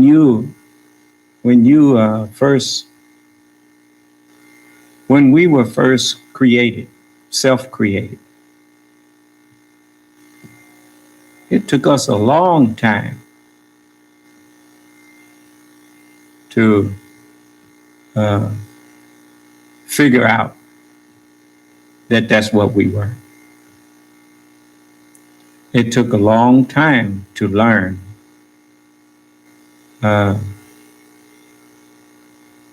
about the earth that we came out of. There's no such thing as, tell you what, when the automobile was first designed and made, when it was first created, it was a thought, and then it was made. And the one who made it didn't know that much how to drive it. He had to even learn how to drive the thing, and what it was capable of and what it was not capable of. Same with these bodies. We had to learn the limitations of it and what it was capable of and what it was not capable of. We still had to test drive it. Do you understand? So we have been working on the perfecting of this form for trillions of years. So now we in a day where the knowledge is available to bring about the perfection of man. And that's what I'm here to guide you to. So the reason we say man is created in haste, it is because man lacks knowledge. And the less knowledge you have, the quicker, the more hasty you are in your judgment of what should and should not be. A person who has lots of knowledge and understanding, it takes them longer to make decisions about what should and what should not be. They deliberate longer because they have more in the way of knowledge to weigh out before they make a decision. A person who does not have a lot of knowledge, like a child, don't take children long to make up their mind about doing something because they don't have much of a mind to start with. Do you understand? Man is created in haste. You see. So, it's just like the Caucasian. We didn't give him a spiritual mind. We kept that out of him. So naturally, he does something and he does not actually think about the effect that it's going to have on him and others. I mean, why do you think that they made asbestos and everything was put asbestos in? They was thinking about making the money off of it. So they made the asbestos and put it in everything and pat themselves on the back because it was fireproof. And they was fireproofing everything with asbestos. And even after they found out that it had side effects that was cause cancer and whatnot, they didn't just immediately come out and start telling on because there was money being made off of it. Then it got a few lawsuits and things. And then they come out and tell you that it was, but you rest assured, some of them, they knew about that. So a lot of things they made and went on and did it, and knowing it was harmful because, but he didn't really care to even check on the side effects of it. He just wanted to make that money right now. And when you don't have a spiritual side of your mind that gives you licentiousness, it gives you license to just go and do things that if you had to argue with yourself about it based on conscience and spiritual values, you wouldn't do it. So, but we didn't make him for that. We made him to be the devil. And that's what he did. And that was because we knew that the same way we have a physical immune system, we have a spiritual immune system. If we produce something that jump starts that spiritual immune system, and that's what the devil did. Making him jump started our spiritual immune system that created the environment. Thanks to making the devil, the environment was created where we would eventually produce the supreme being. And that's who I am. So, that's why you can't find no fault in me. That's another reason that I'm not your enemy, because I understand, and I truly understand. It's not something that I just say. I truly understand that you all are my family. And that's that. As dysfunctional as it is, we are still a family. And we are not beyond hope. Much has been given to me because in order to bring an end to the dysfunctionality of the human family, much is required of me. So I can't, I won't be able to save all of you, because it's not because I can't. It's because you wouldn't let me. It's a difference. There's no person that I can talk to that can win an argument with me. You don't know enough to win an argument with me. And if you knew enough, you would know you don't need to be trying to argue with me. See? But anyway, it's late. You have another question, sir? Yes, what is it? From Jonathan Martin Tomas, and he asks, what do you think about the African doctor and the other white supposed doctors holding a press conference? I think that if they're going to call them doctors, they should have introduced some of them. Let's see what doctor they are. Who are they?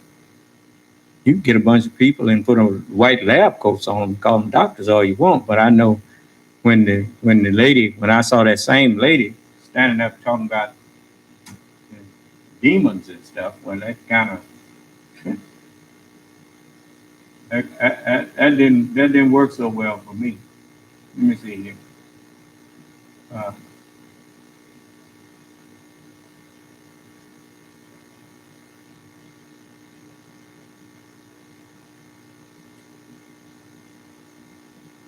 This that same doctor.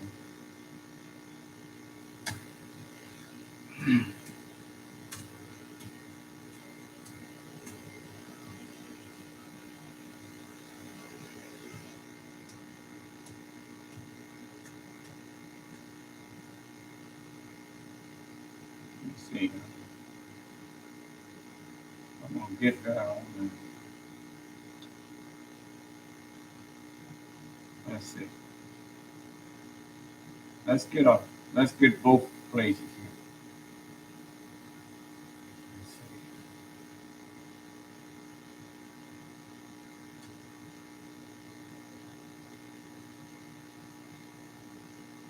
Give me a minute. And all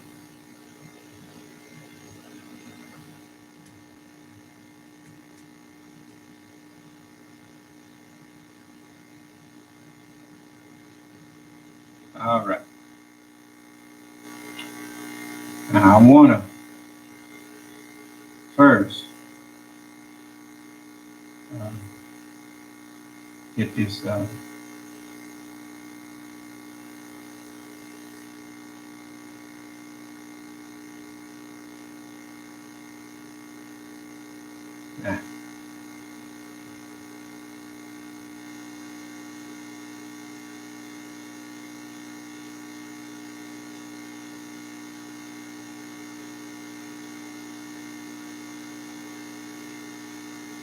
Give me a minute.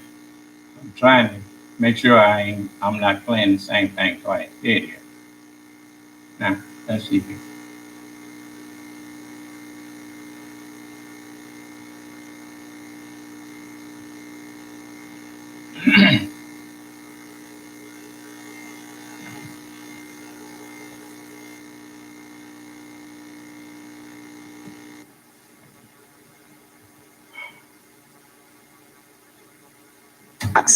I know if you want to talk about mask, hello, you don't need mask. There is a cure. I know they don't want to open schools. No, you don't need people to be locked down. There is prevention and there is a cure. Keeping them honest, just medically, that is simply not true. The most recent study published last week in the New England Journal of Medicine, which is a very, very reputable medical journal, was done on 504 patients across 55 hospitals. Let me see if I can find it without the commentary.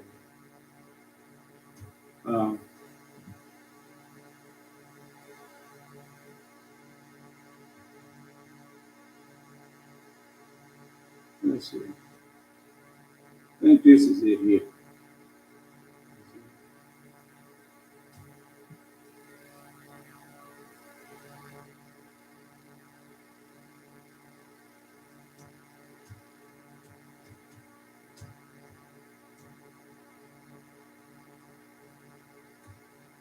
care physician in Houston, Texas.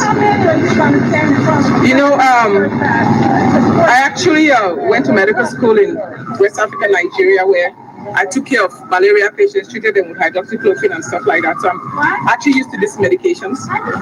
I'm here because I have personally treated over 350 patients with COVID. Patients that have diabetes, patients that have high blood pressure, patients that have asthma, old people. I think my oldest patient is 92, 87-year-olds. And the result has been the same. I put them on hydroxychloroquine, I put them on zinc, I put them on Zitromax, and they are all well. For the past few months, I've taken care of over 350 patients. We've not lost one. Not a diabetic, not a somebody with high blood pressure, not somebody with asthma, not an old person. We've not lost one patient. And on top of that, I've put myself, my staff, and many doctors that I know on hydroxychloroquine for prevention, because by the very mechanism of action, it works early and as a prophylaxis. We see patients, 10 to 15 COVID patients every day. We give them breathing treatments. We only wear surgical masks. None of us has gotten sick. It works. So right now, I came here to Washington, D.C. to say America. Now, knowing the American press, and you right there in Houston, don't you know if that what she was saying was true? The press could show you, and they could be there in the hospitals emptying out them beds. Now, couldn't they? Now, what is all these people standing in the background here that ain't saying a word? They're just standing there with white lab coats on and trying to look dignified or whatever. Now, this same woman that claims to be a doctor, now, let's see here. Here she is in her ministry. You know you have been dreaming, but something snatches you out immediately. There are many people that have these spirit husbands and they don't know. Just a minute. So, I gotta get this one on now too, because let's see.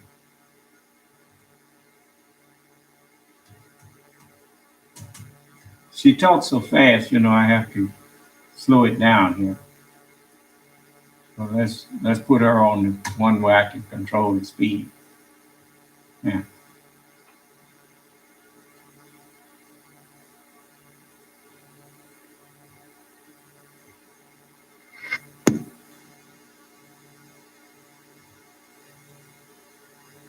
This is Dr. Stella Emanuel.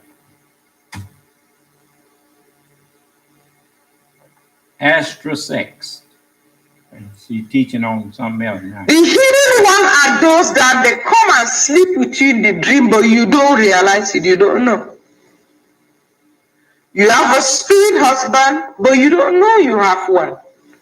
Most of the time, you have a spirit husband, but you don't know you have one. Many women sleeping with an astro. This is. Get up from sleep feeling aroused. You don't know why. Or you get up, sometimes you feel bloated. You get up, you went to sleep feeling good, you got up from sleep just feeling funny. But you don't know why. This have touched you. And they take the dream away, you don't remember it. So you will get up from sleep and look at something snatch your dream right off your mind. You know you have been dreaming, but something snatches it out immediately. There are many people that have these spirit husbands and they don't know. So we can only diagnose them by the symptoms they have or by the conditions of their life. These ones are the hidden ones. There are those that are camouflage. They come to you with the face of somebody you know because you will not say no to them.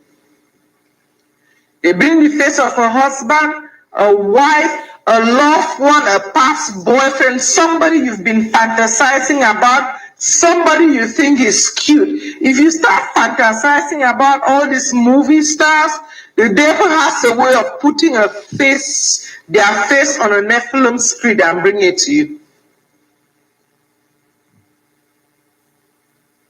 You'll be like, I just love whoever it is that lady was loving. I'm not going to call the person's name. She's saying Nephilims come to you in your sleep sometime and have relations with you and all that kind of stuff. Now, this is the woman you want to listen to tell you about she healing people. As bad as that Jim Jones stuff, talking about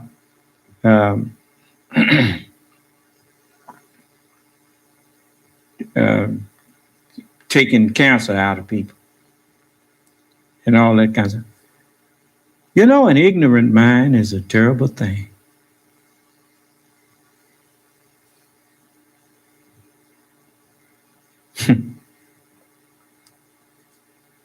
But anyway, and the president retweeting and talking about a video from her.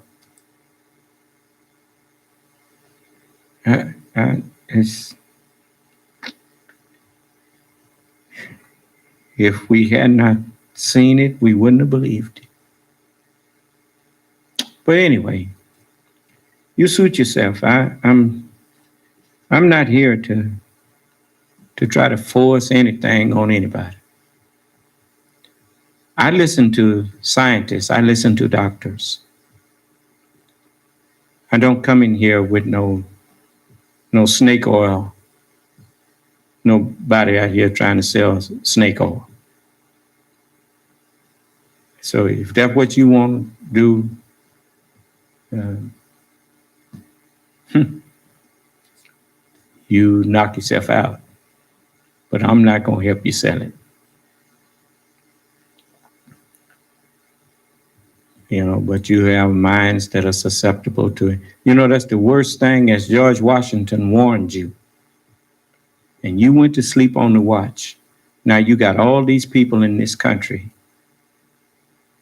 30-something% of the population of this country supporting a man that you and representatives in the Senate and in the House of Representatives that don't have a clue of how to govern anyone. Because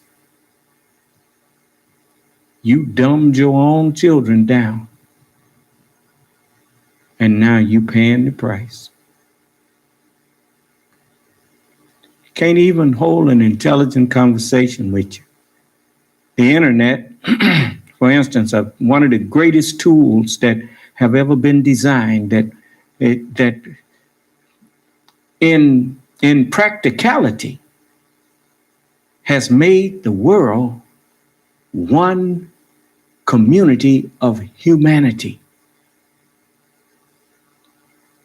And yet, that great net, because of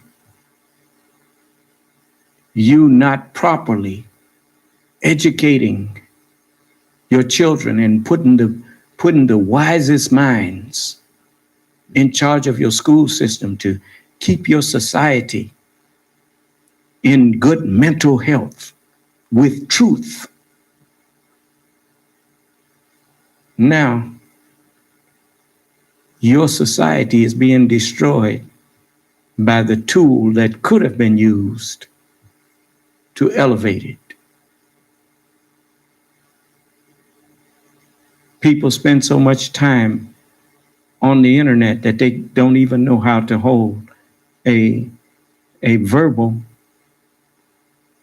coherent conversation with other people. They're so used to throwing insults at one another that they don't know how to talk in language of respect and mutual respect and reason.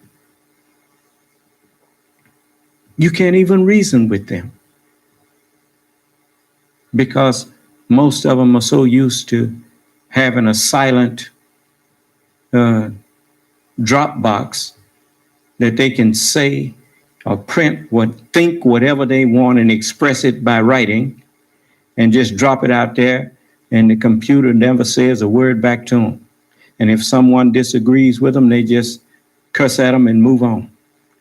They don't care whether their idea is right or not. As far as they're concerned, everything that come out of their thought process is right. So I pity you. Yes, I could have saved all of you, but I won't be able to because you would not let me. And consequently, I have no tears to shed for you. Because if a lifeguard jumps off of his chair or off of his tower and jumps in the water with you to try to save you, and then you fight him, he's justified to leave you and go to someone who's drowning also, who's not fighting him, and try to save them, because fooling around there with you will cause people that he could have helped to not be helped if he spent too much time over there. And you could cause injury to him if he don't get on away from you. So, if I can't help you, like any lifeguard, if he can't help you, he leave you alone and go to someone he can help. You can't help a corpse. You have to go to something that's making motions in the water, letting you know it's still alive, and you can save it. People who are hungry and thirsty for truth appreciate me. Because for the first time in their lives, they are getting answers to questions that they had no answers to. And they getting truthful answers, and they know it's truthful because I'm showing them where I'm getting the answer from. And they know I didn't make it up. Okay. So may Allah bless us and keep us safe. Was that the end of questions? Okay. And may Allah bless us and keep us safe and in our right minds. And you know how important that is now. The Honorable Elijah Muhammad gave me that prayer a long time ago. Oh Allah, please keep me in my right mind at all times, and let me not be or turn hypocrite or coward, and remove from me the evil mind and thoughts of devils, and place within me the righteous mind and pure thoughts of thy own. So I changed it up a little to fit you and me. But that's a good prayer, and one that I didn't even know I was going to need until I'm looking at what's going on around me. May Allah's Salam Alaikum.